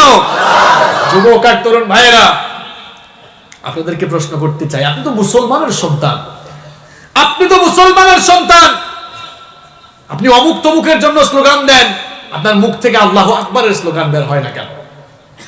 কেন বের হয় না? কি জবাব দিবেন আল্লাহর কাছে? সারা জীবন তো আল্লাহু আকবারের স্লোগান মুখ থেকে বের হয় না, এই নেতা সেই নেতা অমুক তমুকের জন্য স্লোগান দিয়ে গিয়েছেন, কি জবাব দিবেন আপনি আল্লাহর কাছে? কবরে রাখার সময় খুব কায়দা করে বলে বিসমিল্লাহি ওয়া আলা মিল্লাতি, দেখছেন কেমন কায়দা? কয় আল্লাহর নামে রাসূলের দলে তুলে দিয়ে গেলাম। এটা বাংলা অনুবাদ গিয়ে বাড়িতে পড়িয়ে, হেতে সারা জীবন রাসূলের দলের লোকদেরকে পাইলেই পিটাইছে, এখন খুব কায়দা করে মরার পরে তার এই মরা লাশ রাসূলের দলে যেতে যাচ্ছে। দেখেছেন কেমন কায়দা করেছে? যেই লোকটার জীবন যৌবন রাসূলের কোনো কাজেই লাগলো না, এই লোকটার মরা লাশ এখন রাসূলের তো কোনো দরকার নাই। জীবন যৌবনে তো গিয়েছে রাসূলুল্লাহর আদর্শের বিরুদ্ধে। রাসূলুল্লাহর আদর্শের নাম ইসলাম, রাসূলের আদর্শের নাম ইসলাম। সারা জীবন তো ইসলাম ভালো লাগে নাই। কিছু লোক আছে ইসলামের কথা শুনলেই দেখবেন এলার্জি না, এরপরও তাদের চুলকানি শুরু হয়। এরকম মানুষ আছে কিনা? এটা আলেম ওলামার দেশ, এটা শাহজালালের দেশ, এটা শাহপরানের দেশ, শাহ মখদুম, শাহ আমানতের এই দেশ। এই দেশে থাকতে হলে ইসলামকে ভালো লাগতে হবে। ভালো না লাগলে অসুবিধা নাই, তোমার ভালো না লাগলে আমরা কি আর করব? বর্ডার ক্রস করে অন্য জায়গায় চলে যাও, আমাদের কোনো আপত্তি নাই। কিন্তু আমরা এই দেশে যারা আছি আমরা আল্লাহর দ্বীনের জন্যই কাজ করব ইনশাআল্লাহ। যুবকরা নষ্ট হয়ে যাচ্ছে, এডিক্টেড হয়ে পড়ছে, নেশাগ্রস্ত হয়ে পড়ছে, মাদকের সাথে সম্পৃক্ত হয়ে যুবক তার যৌবন নষ্ট করে ফেলছে। হ্যাঁ যুবক আর তরুণ ভাইয়েরা, এই যৌবন বয়সে ফেনসিডিল, ইয়াবা, গাঁজা, বাবা, আবা যা কিছু আছে এগুলোর পেছনে গিয়ে আপনার যৌবন নষ্ট করার জন্য আল্লাহ তাআলা যৌবন দেন নাই। এই যৌবন দিয়েছেন যৌবনকালে কার ইবাদত করার জন্য। ইনফরমেশন আর টেকনোলজি এখন অনেক ডেভেলপ, এখন এই তথ্য প্রযুক্তি যতটা না কল্যাণের জন্য কাজ করছে, এখন আমরা দেখতে পাচ্ছি এটা চরিত্র বিধ্বংসী অন্যতম একটি উপাদান হয়েও দাঁড়িয়েছে।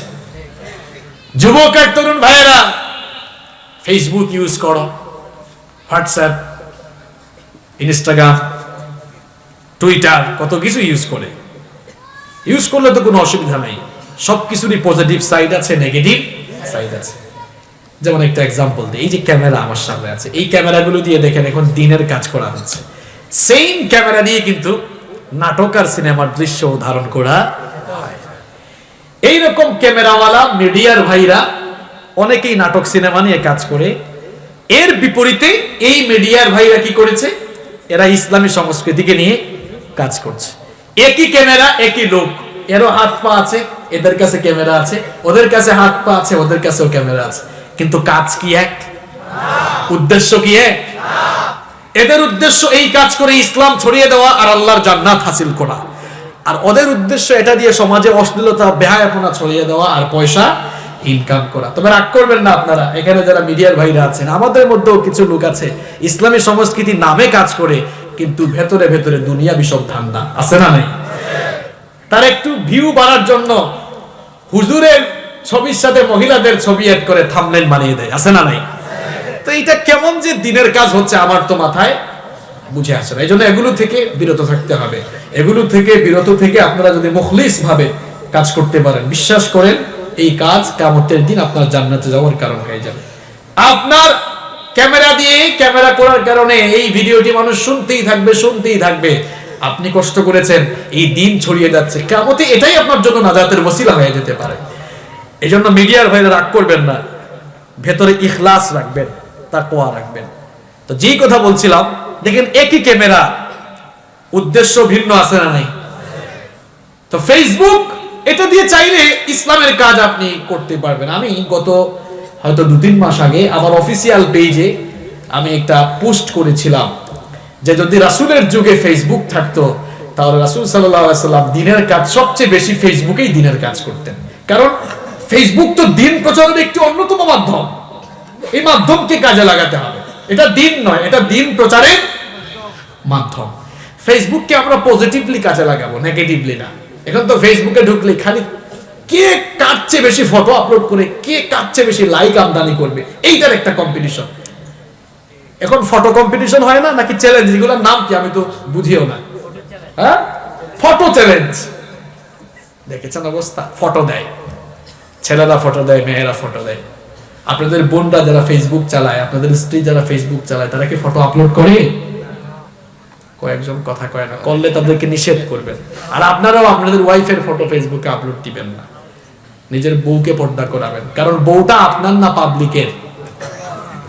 বউ কি নিজের না জনগণের? তো যারা বউয়ের ফটো ফেসবুকে আপলোড করে দিয়েছে, এরা কি আর বউ তাদের রাখতে পেরেছে নাকি জনগণের সম্পদ বানিয়ে দিয়েছে? জনগণের সম্পদ বানিয়ে দিয়েছে। এই জন্য নিজের বউয়ের ফটো, মা বোনের ফটো কখনো ফেসবুকের টাইমলাইনে, মেসেঞ্জারের স্টোরিতে, হোয়াটসঅ্যাপের স্টোরিতে আমরা আপলোড দিব না। যারা দিয়ে ফেলেছে, আত্মসম্মান বোধ থাকলে আজকে এটা ডিলিট করে দিবে। আর যদি ডিলিট না করেন অসুবিধা নাই, আপনি তো আপনার মা বোন, আপনার ওয়াইফকে পাবলিকের সম্পত্তি বানাতে চাচ্ছেন। এরকম অনেকে বানায়, নামাজেও আসে, বের হইছে বউ নিয়ে। আপনারা যারা এখানে আছেন সবাইকে বলছি, যারা ইসলাম মানেন না, ইসলামী দৃষ্টিকোণ ছাড়া একটু বাস্তব দৃষ্টিতে চিন্তা করেন তো। এখানে যারা বৃদ্ধ বাবারা আছেন, যাদের বয়স 50-এর উপরে, একটু ফিরে যান 20-25 বছর আগের জীবনে। হয়তো আপনি মানুষ হিসেবে ভালো, আপনার যৌবন বয়সে আপনি কারো দিকে তাকাতেন না, কিন্তু আপনার বয়সের অনেকেই কিন্তু তাকাতো, ঠিক কিনা? তো আপনি যে আপনার মেয়েটাকে, আপনার বউটাকে ছেড়ে দিলেন, আপনি কি চিন্তা করেন না এদের দিকে আরো অনেকে তাকাবে? অন্তত আত্মসম্মান বোধ থাকলে তো আপনি এদেরকে ঢেকে, অর্থাৎ পর্দা করে বাড়ি থেকে বের করার কথা। এক ভাই বাড়ি থেকে বের হয়েছে, কয়েকজন বলল, ভাই ভাবির এই অবস্থা কেন, এমন ভাবে নিয়ে আসছেন কেন? কয় কেন? এই যে বোরখা নাই। কয় ও আচ্ছা, তোমার ভাবি তো খুব সুন্দরী, খুব রূপসী, ঘরে সব সময় আমি নিজে দেখি, তো ভাবলাম শুধু তার এই সৌন্দর্য আমি দেখলে হবে, আমার এলাকার মানুষেরও তো একটা হক আছে। নিজের বউয়ের সৌন্দর্য এলাকার মানুষকে দেখায়, এলাকার মানুষের হক আপনারা কে কে আদায় করেন? হাত তুলেন তো। দেখছেন, সব আল্লাহর ওলি। এলাকার মানুষের হক আদায় করবেন না, নিজের হক নিজেই ঠিক মতো আদায় করেন। নিজের হকই তো আদায় করেন না, নিজের হকটা 100% করে আদায় করেন। আল্লাহ আমাদেরকে বুঝার তৌফিক দাও। যুবক আর তরুণ ভাইরা, এই তথ্য প্রযুক্তিকে নেগেটিভলি কাজে লাগালে চলবে না।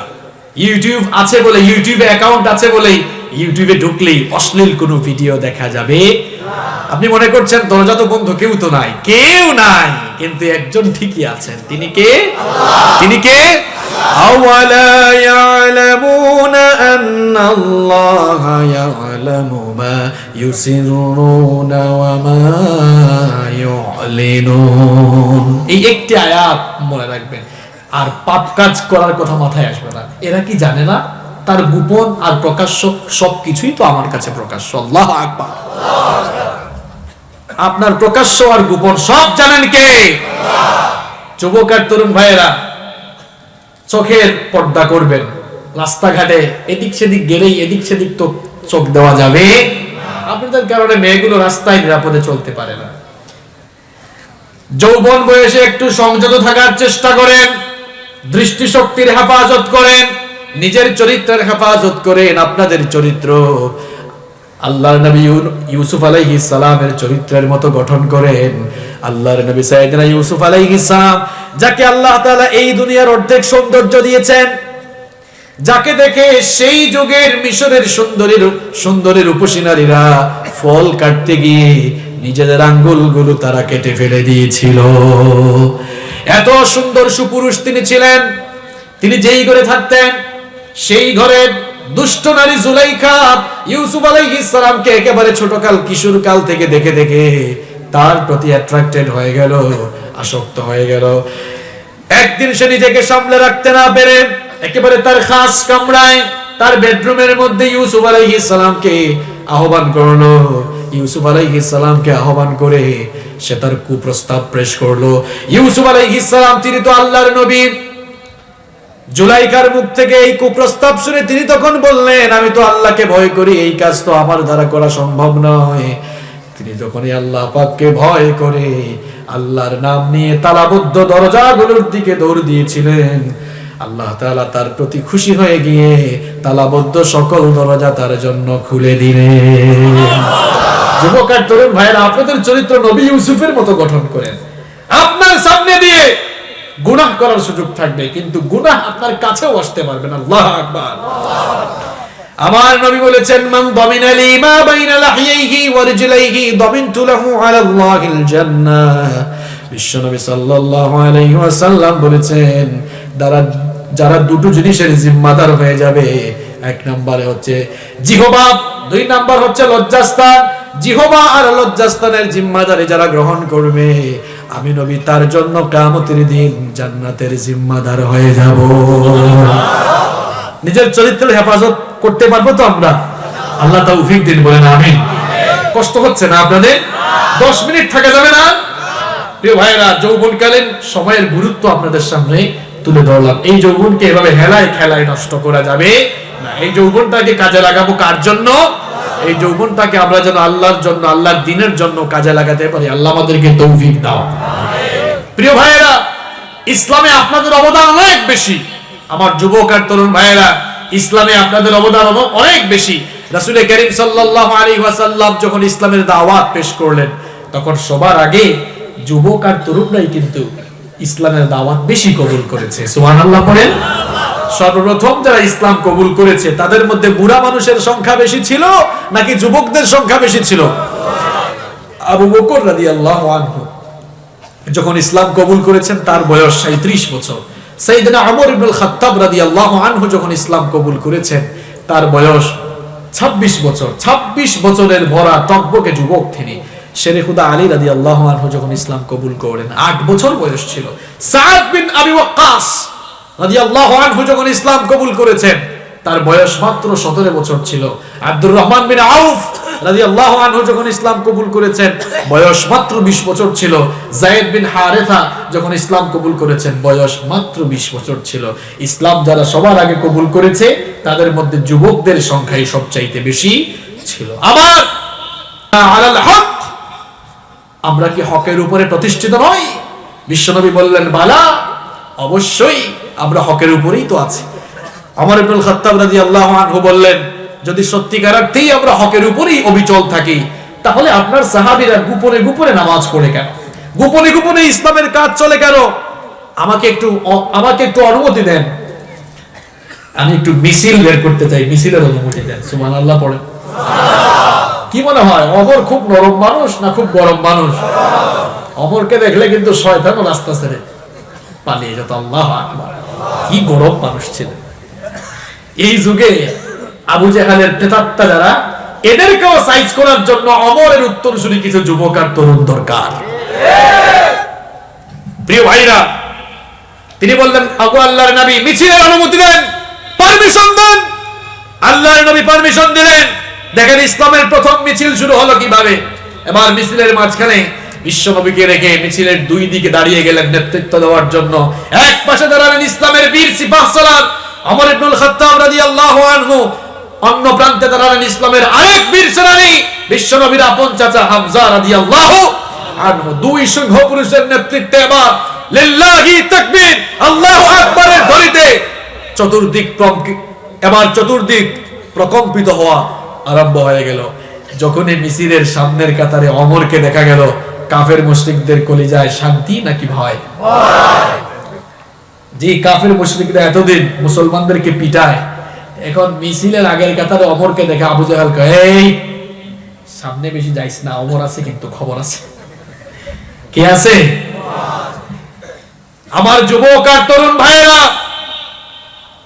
গোটা দুনিয়ায় আজ মুসলমানরা নির্যাতিত, নিপীড়িত, লাঞ্ছিত, বঞ্চিত, নির্যাতিত, নিষ্পেষিত মুসলিম উম্মার এই দুরবস্থায় আপনাদেরকে ওমরের ভূমিকায় অবতীর্ণ হতে হবে। আপনারা যদি ওমরের ভূমিকায় অবতীর্ণ হয়ে ওমরের মতো ঐক্যবদ্ধ একটি মিছিল বের করতে পারেন, আল্লাহর কসম করে বলছি, গোটা দুনিয়ায় কাফের মুশরিকরা স্তম্ভিত হয়ে যাবে। আজ আমার যুবক আর তরুণ ভাইয়েরা ইসলামের মিছিল বাদ দিয়ে তার নেতার জন্য মিছিল দেয়। এই জন্য তো ইসলামের এই দুরবস্থা। এই যুবক আর তরুণ ভাইয়েরা, ফিরে আসেন, ফিরে আসেন। কোন জাহান্নামের রাস্তায় গিয়ে ধাবিত হচ্ছেন? এই মাহফিলে আমি আপনাকে আহ্বান করছি, ফিরে আসেন আল্লাহর কোরআনের কাছে। ওমর যেমন ইসলামের জন্য মিছিল বের করেছেন, কোরআনের জন্য মিছিল করেছেন, আপনিও আসেন, ইসলামের মিছিলে চলে আসেন, কোরআনের মিছিলে চলে আসেন। যদি আপনি ওমরের ভূমিকায় চলে আসতে পারেন, তাহলে আপনার জন্য জান্নাত রেখে দিয়েছেন কে? আল্লাহ। যদি আমরা আমাদের যুবক ভাইদেরকে ওমরের ভূমিকায় দেখতাম, তাহলে কোন রাম বাম নাস্তিক মুরতাদরা এই দেশে ইসলামের বিরুদ্ধে কথা বলার সাহস পেত না। আমার যুবক আর তরুণ ভাইরা, আমার কলেজার টুকরা যুবক আর তরুণ ভাইরা, ফিরে আসেন। আল্লাহর কোরআন আপনাদেরকে হাতছানি দিয়ে রাখছে। এই কোরআনের কাছে আসলে আপনাদের সম্মান, আপনাদের মর্যাদা বাড়াবেন কে? আল্লাহ। ইসলাম তো আপনাদের রক্তের উপর দিয়ে ইসলাম এসেছে। যুবক আর তরুণ ভাইরা, আপনাদের রক্তের উপর দিয়ে ইসলাম এসেছে। বদরের যুদ্ধের একটি ঘটনা শোনাই, খারাপ লাগছে আপনাদের? কষ্ট হচ্ছে? বদরের যুদ্ধ ছিল ইসলামের প্রথম যুদ্ধ। এই যুদ্ধটি খুব কঠিন ছিল। কি কারণে কঠিন? মুসলমানদের চেয়ে কাফেরদের সংখ্যা বেশি, এই কারণে, তাই না? আরো একটি কারণ আছে। কারণটি হচ্ছে, বদরের যুদ্ধ যখন হচ্ছিল, পরিস্থিতি এমন, সিচুয়েশনটা এমন যে কারো বাবা ইসলাম কবুল করেছে কিন্তু ওই বাপের কোনো ছেলে ইসলাম কবুল করে নাই, অথবা ছেলে ইসলাম কবুল করেছে কিন্তু বাপ ইসলাম কবুল করে নাই, চাচা ইসলাম কবুল করেছে কিন্তু ভাতিজারা করে নাই, অথবা ভাতিজারা করেছে কিন্তু চাচা করে নাই। তাহলে বদরের যুদ্ধের ময়দানে দেখা গেল চাচা ভাতিজা মুখামুখি, বাপ বেটা মুখামুখি। কি সোজা কথা? ছেলে বাপের বিরুদ্ধে আর চাচা ভাতিজার বিরুদ্ধে অস্ত্র তোলা, এটাকে খুব সোজা কথা মনে করেন নাকি আপনারা? বদরের ময়দানে যখন বিশ্বনবী সাহাবীদেরকে নিয়ে গেলেন, বিশ্বনবী চিন্তায় পড়ে গেলেন। কিসসা নয়, এটা মুসলিম শরীফের হাদিস। বিশ্বনবীর এই চিন্তিত মনোভাব দেখে একজন সাহাবী, নাম হচ্ছে মিকদাদ রাদিয়াল্লাহু আনহু, এই অবস্থা দেখে ফাকামাল মিকদাদ রাদিয়াল্লাহু আনহু, দাঁড়িয়ে গেলেন। দাঁড়িয়ে বললেন, ওগো আল্লাহর নবী, আপনি পেরেশানিতে আছেন, আমরা বুঝতে পেরেছি, এত পেরেশানিতে থাকার দরকার নাই। ইমদি লিমা আরাকাল্লাহ ফানাহনু মাআক, আল্লাহ তাআলা যেদিকে আদেশ করেছেন সেদিকেই আপনি আমাদেরকে নিয়ে চলুন, আমরা আপনার সাথেই আছি। সুবহানাল্লাহ। ওয়াল্লাহি, আল্লাহর কসম করে বলছি, লা নাকুলু লাকা কামা ক্বালাত বানু ইসরাঈল লিমূসা, বনি ইসরাইলের লোকেরা মুসা আলাইহিস সালামের সাথে যুদ্ধের ময়দানে গিয়ে বলেছিল, ইযহাব আনতা ওয়া রাব্বুকা ফাকাতিলা ইন্না হাহুনা কাঈদুন, মুসা, তোমার সাথে আমরা যুদ্ধে এসেছি ঠিক, কিন্তু যুদ্ধ করার জন্য আসে নাই, দর্শক হয়ে দেখার জন্য আসছি। তুমি আর তোমার আল্লাহ গিয়ে যুদ্ধ করো, আর আমরা এখানে দাঁড়াই দাঁড়াই দেখি। মিকদাদ রাদিয়াল্লাহু আনহু বললেন, আল্লাহর কসম, আমরা মুসা নবীর উম্মতের মতো আপনার সাথে আজ এই আচরণ করব না, বরং আমরা বলছি, ইযহাব আনতা ওয়া রাব্বুকা ফাকাতিলা ইন্না মাআকুমা মুকাতিলুন, আমরা বলছি আপনি চলুন, আল্লাহ তাআলা যেদিকে আদেশ করেছেন সেই দিকে আমাদেরকে নিয়ে চলুন। যতক্ষণ আমাদের দেহে প্রাণ আছে ততক্ষণ আমরা আল্লাহ আর তার রাসূলের জন্য লড়াই করে যাব। আল্লাহু আকবার। বিশ্বনবী খুশি হয়ে গেলেন, খুশি হয়ে বললেন, আচ্ছা এই যদি তোমাদের মনের অবস্থা হয়, কুমু ইলা জান্নাতিন আরদুহা কাআরদিস সামাওয়াতি ওয়াল আরদ, এই তোমাদের মনোভাব থাকলে চলো চলো চলো চলো সেই জান্নাতের দিকে, যে জান্নাতকে আল্লাহ তাআলা তোমাদের মতো শাহাদাত প্রত্যাশী মানুষের জন্য আকাশ আর জমিনের চাইতে আরো বিশাল করে বানিয়েছেন। একজন সাহাবী, তার নাম হচ্ছে উমাইর ইবনুল হুমাম আল আনসারী, খুব ইয়াং যুবক একজন সাহাবী। ওয়া কানা ইয়াকুলু তামার, তিনি খেজুর খাচ্ছিলেন। দেখবেন নেতারা বক্তব্য দিলে মঞ্চে কিছু কর্মীরা বাদাম খায়, চটপটি খায়, এরকম আছে না? তো রাসূল করিম সাল্লাল্লাহু আলাইহি ওয়াসাল্লাম ভাষণ দিচ্ছেন আর ওই সাহাবী খেজুর খাচ্ছেন, খেজুরের প্যাকেট থেকে খেজুর বের করে করে খেজুর খাচ্ছে। এই কথা শুনেই বললেন, বাহ বাহ ইয়া রাসূলুল্লাহ, বাহ বাহ ইয়ানি মা আহসানাহু ওয়া মা আ'জামাহু। তিনি বললেন, কি ফ্যান্টাস্টিক কথা আপনি বলেছেন, আল্লাহর রাস্তায় জীবন আজকে যদি চলে যায়, আকাশ আর জমিনের চাইতে আরো বড় জান্নাত আল্লাহ আমাদের জন্য রেখেছেন। রাসূল করিম সাল্লাল্লাহু আলাইহি ওয়াসাল্লাম বললেন, বালা, অবশ্যই। ওই সাহাবী তখন বললেন, ওগো আল্লাহর নবী, আমি বলছি আপনাকে শুনেন, লা ইন আনা হুয়িতু আন আকুলা তামারাতি হাদিহি ইন্নাহা লাহায়াতুন তাওয়িলা। আপনার জবান থেকে এই কথা বের হওয়ার পর, আপনার জবান থেকে এই কথা শোনার পর আমি যদি খেজুর খেয়ে সময় নষ্ট করে থাকি, তাহলে তো আমার জান্নাতে যেতে লেট হয়ে যাবে। আমি আর সময় নষ্ট করতে চাই না। খেজুরের প্যাকেটটা ছুঁড়ে ফেলে দিয়ে উলঙ্গ তরবারি হাতে নিয়ে সিংহ শাবকের মতো জিহাদের ময়দানে লড়াই করতে করতে অনেকগুলো কাফেরকে জাহান্নামে পাঠিয়ে দিয়ে তিনিও শাহাদাতের অমীয় সুধা পান করেন। সুবহানাল্লাহ। বদরের শহীদদের লাশগুলো যখন একত্রিত করা হলো, সাহাবীরা বললেন, ওগো আল্লাহর নবী, এই লোকটাকে চিনেন? এটা তো সেই উমাইর ইবনুল হুমাম যে আপনার জবান থেকে বক্তব্য শুনে হাতের খেজুর ফেলে দিয়েছিল, জান্নাতে যেতে লেট হয়ে যাবে। রাসূল করিম সাল্লাল্লাহু আলাইহি ওয়াসাল্লাম বললেন, আমার সাহাবীরা সাক্ষী থাকো, আমার যেই সাহাবী জান্নাতের আকাঙ্ক্ষায়, জান্নাতের লোভে হাতের খেজুর ফেলে দিয়ে জীবনটাকে আল্লাহর রাস্তায় বিলীন করে দিয়েছে, আমি সাক্ষ্য দিচ্ছি, ইন্নাহু মিন আহলিহা, নিশ্চয়ই সে আল্লাহর ওই প্রতিশ্রুত জান্নাতের ওয়ারিশ হয়ে যাবে। আমার যুবক আর তরুণ ভাইয়েরা, আপনাদের ত্যাগ আর কুরবানির উপর দিয়ে কিন্তু পৃথিবীতে ইসলাম এসেছে। এই জন্য আল্লাহর দ্বীন, আল্লাহর জমিনে প্রতিষ্ঠা করার জন্য আপনাদেরকেই কিন্তু অগ্রণী ভূমিকা পালন করতে হবে। পৃথিবীতে আর কোন নবী আসবেন না, কোন রাসূল আসবেন না, কিন্তু ওমরের ভূমিকায় অবতীর্ণ হওয়ার সুযোগ আছে না নাই? আসবে আবার ওমর তারিক, আসবে আবার মুসা খালিদ, আসবে আবার ওমর তারিক, আসবে আবার মুসা খালিদ। কাটবে এই শঙ্কার এই কালো রাত, কাটবে এই শঙ্কার এই কালো রাত, জাগরণে জনতার ভাঙবে নিদ। আসবে আবার ওমর তারিক, আসবে আবার মুসা খালিদ, আসবে আবার ওমর তারিক, আসবে আবার মুসা খালিদ। যাতনার এই দিন থাকবে না, বুঝ নারী শিশু কাঁদবে না। যাতনার এই দিন থাকবে না, বুঝ নারী শিশু কাঁদবে না।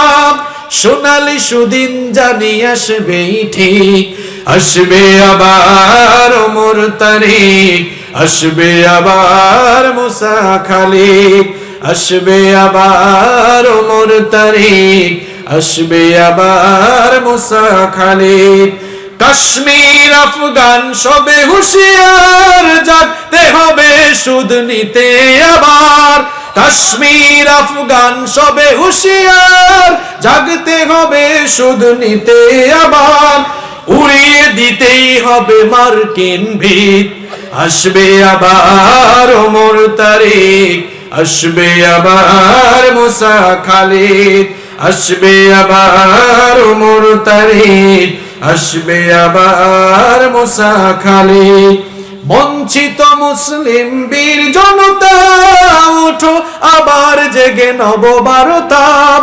বঞ্চিত মুসলিম বীর জনতা, উঠো আবার জেগে নবভারতাপ। সোনালী দিনের তুমি হও মুজাহিদ। আসবে আবার ওমর তারিক, আসবে আবার মুসা খালিদ, আসবে আবার ওমর তারিক, আসবে আবার মুসা খালিদ। ঠিক কি না? ওমরের মতো ওমর কিয়ামত পর্যন্ত আল্লাহ তাআলা পাঠাবেন, ঠিক কি না? সেই ওমরের মতো আকৃতির ওমর হয়তো আসবে না, কিন্তু ওমরের মতো সাহসী লোক দুনিয়াতে আসবেই আসবে ইনশাআল্লাহ। আমার সামনে থাকা যুবক আর তরুণ ভাইদেরকে এই জন্য প্রস্তুতি গ্রহণ করতে হবে।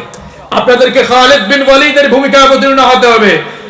ইসলামের বীর সিপাহসালার বীর সেনানী শেরে খুদা আলী কাররামাল্লাহু ওয়াজহাহু, ওমর ইবনুল খাত্তাব, হামজা রাদিয়াল্লাহু আনহুর ভূমিকায় যদি আপনারা অবতীর্ণ হতে পারেন, তাহলে মুসলিম মিল্লাতের উপরে চলমান এই জুলুম, নির্যাতন, নিষ্পেষণের স্ট্রিম রোলার কিন্তু নিঃশেষ হয়ে যাবে।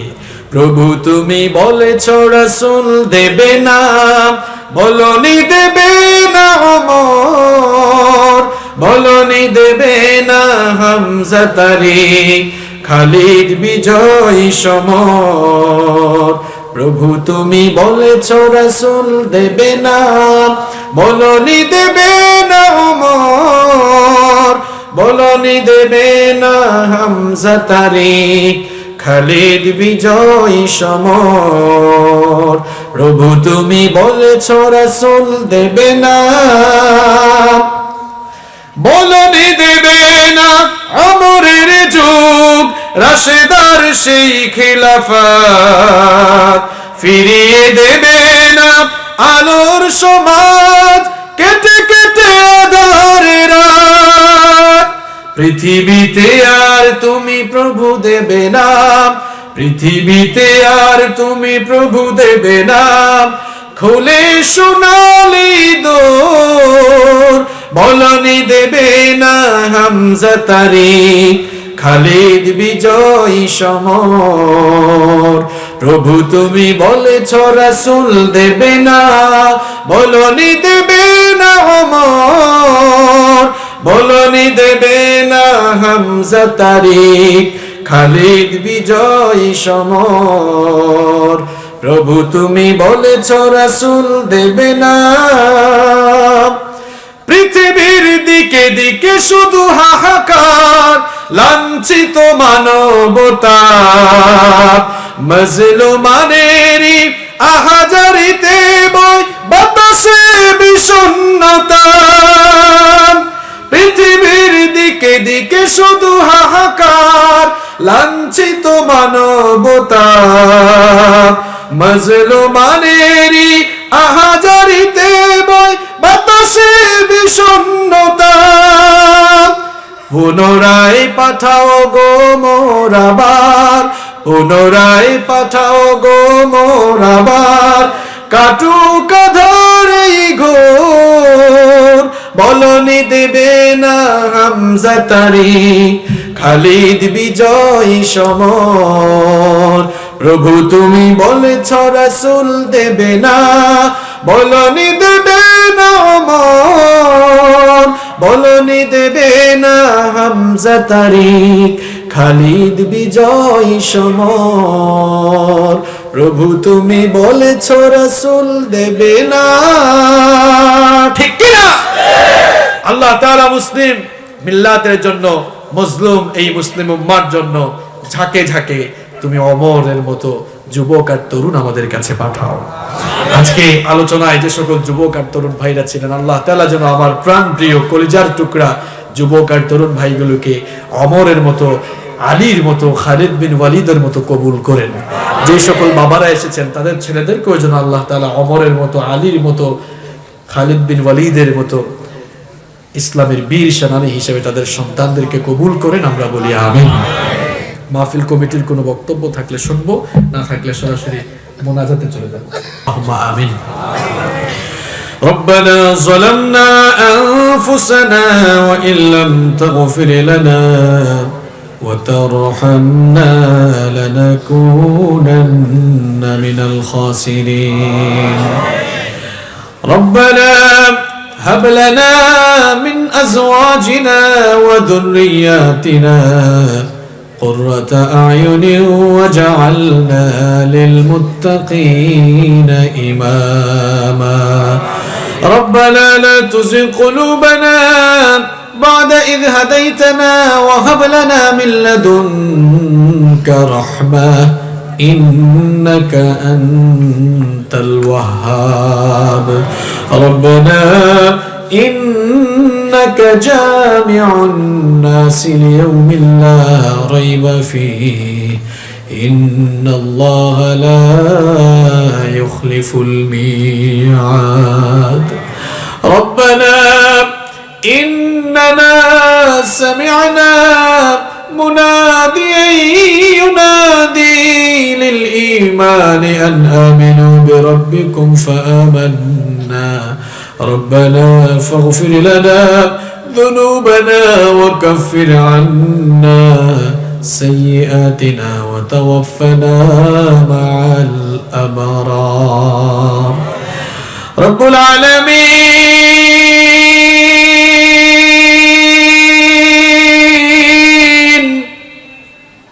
গভীর রাত পর্যন্ত তোমার কোরআন পাগল বান্দারা তোমার কিতাব থেকে আলোচনা শুনে শুনে গভীর এই রাতে তোমার শাহানশাহী দরবারে এতিমের মতো গোলামের মতো মাথাটা নত করে দিয়ে ভিক্ষুকের মতো দোকানা হাত তোমার দরবারে তুলেছি ওগো মাবুদ আমরা তুই গুনাহগার গুনাহ করতে করতে আমাদের জীবনটাকে কলুষিত করে ফেলেছি গুনাহ করতে করতে আর পাপের সাগরে ভাসতে ভাসতে নিজেদের নফসটাকে আমরা একেবারে কলুষিত করে ফেলেছি রব্বুল আলামিন আমরা সবাই জানি আমরা গুনাহগার কিন্তু আমরা তো এটাও জানি তোমার নাম হচ্ছে গফফার রব্বুল আলামিন আমরা তোমার দরজার ভিখারি তোমার দরজা থেকে তুমি আমাদেরকে খালি হাতে ফিরিয়ে দিও না তুমি যদি আমাদেরকে তোমার দরজা থেকে খালি হাতে ফিরিয়ে দাও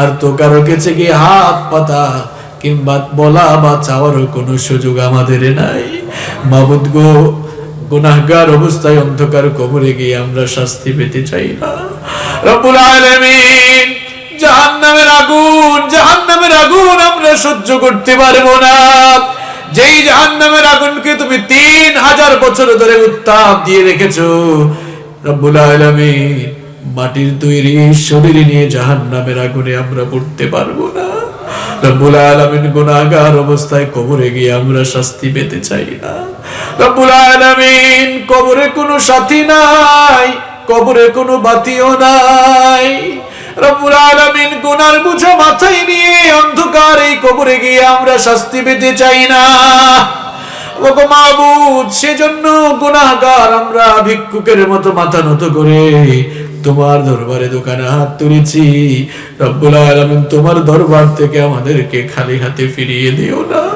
কে যে কখন দুনিয়া থেকে চলে যাই সেটাও তো জানি না রব্বুল আলামিন গোটা দুনিয়ার খবর আমরা মুহূর্তেই নিয়ে ফেলতে পারি কিন্তু কার জন্য কাফনের কাপড় দোকানে এসে রেডি হয়ে আছে সেই খবর আমরা কেউই জানি না ওগো মাবুদ ওগো আমাদের রব আমরা যারা গুনাহগার হয়ে আজকে তোমার কাছে আমরা গুনাহগার সারা জীবনের সকল গুনাহগুলোকে সামনে নিয়ে লজ্জিত আর অনুতপ্ত হয়ে তোমার কাছে তওবা করে মাফ চাচ্ছি রব্বুল আলামিন আমাদের সকলের জীবনের গুনাহগুলো তুমি মাফ করে দাও রব্বুল আলামিন আমাদেরকে বেগুনার মাসুম বানিয়ে তুমি মাহফিল থেকে বাড়ি ফিরিয়ে দাও রব্বুল আলামিন শয়তান আমাদের চির দুশমন নেগেটিভ আর পজিটিভলি অনেক ভাবে ধোঁকা দিয়ে আমাদেরকে জাহান্নামের দিকে ধাবিত করতে চায় ওগো মাবুদ আমাদেরকে শয়তান থেকে তুমি ছাড়া আর কেউ রেহাই দিতে পারবে না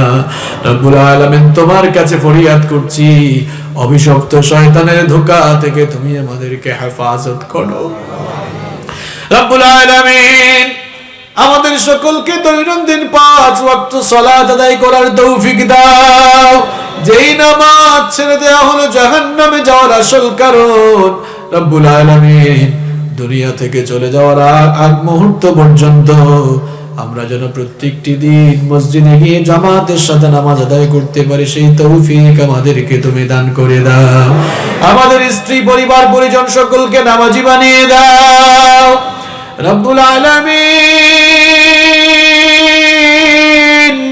আমাদের কলিজার টুকরা জনম দুঃখিনী মা আর বাবাকে ক্ষমা করে দাও। আমাদের যাদের কলিজার টুকরা মা আর বাবা আমাদেরকে ছেড়ে অন্ধকার কবরে চলে গিয়েছেন, রব্বুল আলামিন জানি না তারা অন্ধকার কবরে কি অবস্থায় আছে। রব্বুল আলামিন সারা দিন রাত অন্ধকার কবরের এই জগৎ সম্পর্কে আমরা কেউ জানি না। আমাদের মা বাবা, কারো বাবা কোন অবস্থার মধ্যে আছেন আমরা কেউ জানি না। রব্বুল আলামিন তোমার কাছে আমরা ফরিয়াদ করছি, আমাদের যাদের বাবা মা দুনিয়া থেকে বিদায় হয়েছে কবরগুলোকে তুমি জান্নাতুল ফেরদাউস বানিয়ে দাও। আমাদের যাদের মা বাবা বেঁচে আছেন নেক হায়াত বাড়িয়ে দাও। যতদিন তারা বেঁচে থাকবেন তাদের খেদমত করার তৌফিক আমাদেরকে দান করে দাও। আল্লাহুম্মা গফিরলি ওয়া লিওয়ালিদাইয়া ওয়াকুর রাব্বিরহামহুমা। আমার ভাইরা পড়েন আমার সাথে, রাব্বিরহামহুমা কামা রাব্বায়ানি সগীরা। রাব্বিরহামহুমা কামা রাব্বায়ানি সগীরা। রব্বুল আলামিন আমাদের পাড়া প্রতিবেশী আত্মীয় স্বজন যারা কবরে চলে গিয়েছেন মাফ করে দাও। এই খয়রাতি পাড়া এলাকায় যত কবরস্থান রয়েছে কবরস্থানের সকল মুর্দেগানদের কবরের আযাব মাফ করে দাও। রব্বুল আলামিন বিশেষ করে মরহুম আনা আহমদ প্রতিষ্ঠাতা খয়রাতি পাড়া ইবাদতখানা দুনিয়া থেকে চলে গিয়েছেন, রব্বুল আলামিন তোমার বান্দার কবরটাকে জান্নাতের বাগান বানিয়ে দাও। মরহুম আহমদ সাফা সাম্প্রতিককালে তিনি মৃত্যুবরণ করেছেন, রব্বুল আলামিন তোমার বান্দার কবরটাকে জান্নাতের বাগান বানিয়ে দাও। রব্বুল আলামিন ইয়া আরহামার রাহিমিন মাহবুব, আমাদের মধ্যে যারা অসুস্থ রয়েছে তাদেরকে তুমি তোমার কুদরতি দাওয়াখানা থেকে শিফা দান করে দাও। রব্বুল আলামিন গোটা বিশ্ব থেকে করোনা নামক ভাইরাস, করোনা নামক মহামারী তুমি উঠিয়ে নাও। আমরা বিশ্বাস করি এই গজব দিয়েছো তুমি, আমরা বিশ্বাস করি তুমি চাইলে গজবটাকেও সাথে সাথে উঠিয়ে দিতে পারো। রব্বুল আলামিন সেই জন্য তোমার কাছে ফরিয়াদ করছি, এই করোনা নামক গজব তুমি গোটা বিশ্ব থেকে উঠিয়ে নাও। রব্বুল আলামিন গোটা বিশ্বকে তুমি আবার স্বাভাবিক করে দাও। রব্বুল আলামিন আমাদের সকলকে তুমি তোমার খাঁটি গোলাম বানিয়ে দাও। রব্বুল আলামিন আমাদের সকলকে তুমি কোরআনের জন্য কবুল করে নাও। ফিতনা ফাসাদ থেকে দূরে থাকার তৌফিক দাও। রব্বুল আলামিন হিংসা, নিন্দা, চগলখুরি, সকল প্রকার ষড়যন্ত্র আর চক্রান্ত থেকে বিরত থাকার তৌফিক দান করে দাও। রব্বুল আলামিন আজকের এই মাহফিলটিকে তুমি কবুল করে নাও। আজকের এই মাহফিল বাস্তবায়নের জন্য আমার যেই সকল যুবক আর তরুণ ভাইরা কষ্ট করেছেন, এলাকার মুরব্বিয়ান, রাজনৈতিক নেতৃবৃন্দ, দায়িত্বশীল বৃন্দ, যারাই যেভাবে তাদেরকে সাপোর্ট দিয়েছেন, সহযোগিতা করেছেন, আর আমরা যারা কষ্ট করে মাহফিলে এসেছি, কাল কিয়ামতের কঠিন বিভীষিকাময় দিনে এই মাহফিলকে আমাদের সকলের জন্য নাজাতের ওয়াসিলা বানিয়ে দিও। রব্বুল আলামিন খয়রাতি পাড়া মডার্ন সোসাইটিকে তুমি কবুল করে নাও। এই সোসাইটির সভাপতি, সেক্রেটারি, দায়িত্বশীল সদস্য যারা আছেন সকলকে তুমি কবুল করে নাও।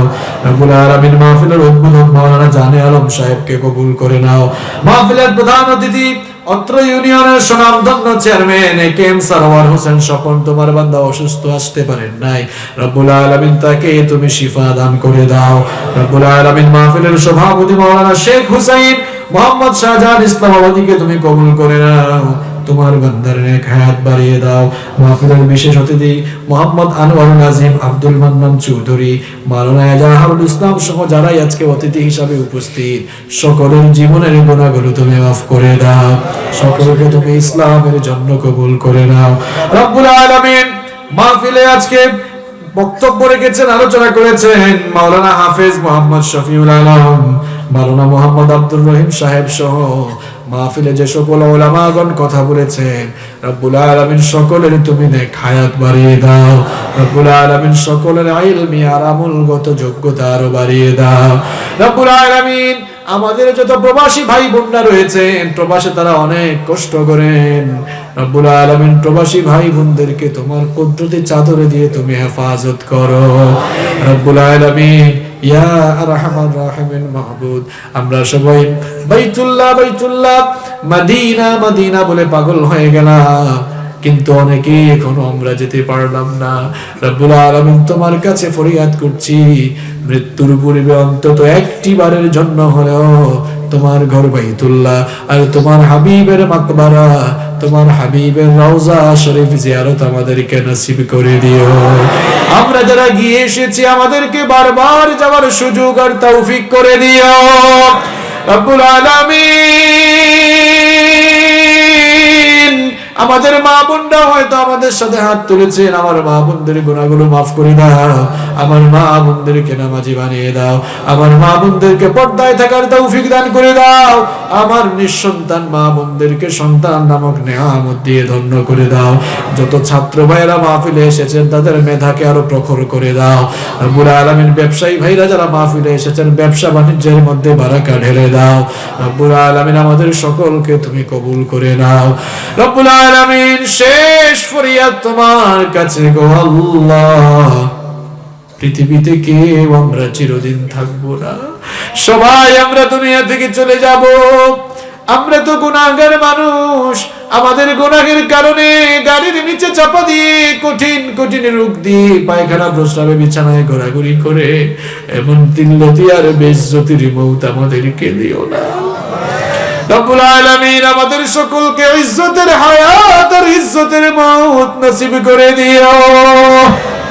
মৃত্যুর সময় যখন চলে আসবে আমাদের সকলকে পুত পবিত্র বানিয়ে আমাদের জবান থেকে তুমি বের করে দিও লা ইলাহা ইল্লাল্লাহু মুহাম্মাদুর রাসূলুল্লাহ।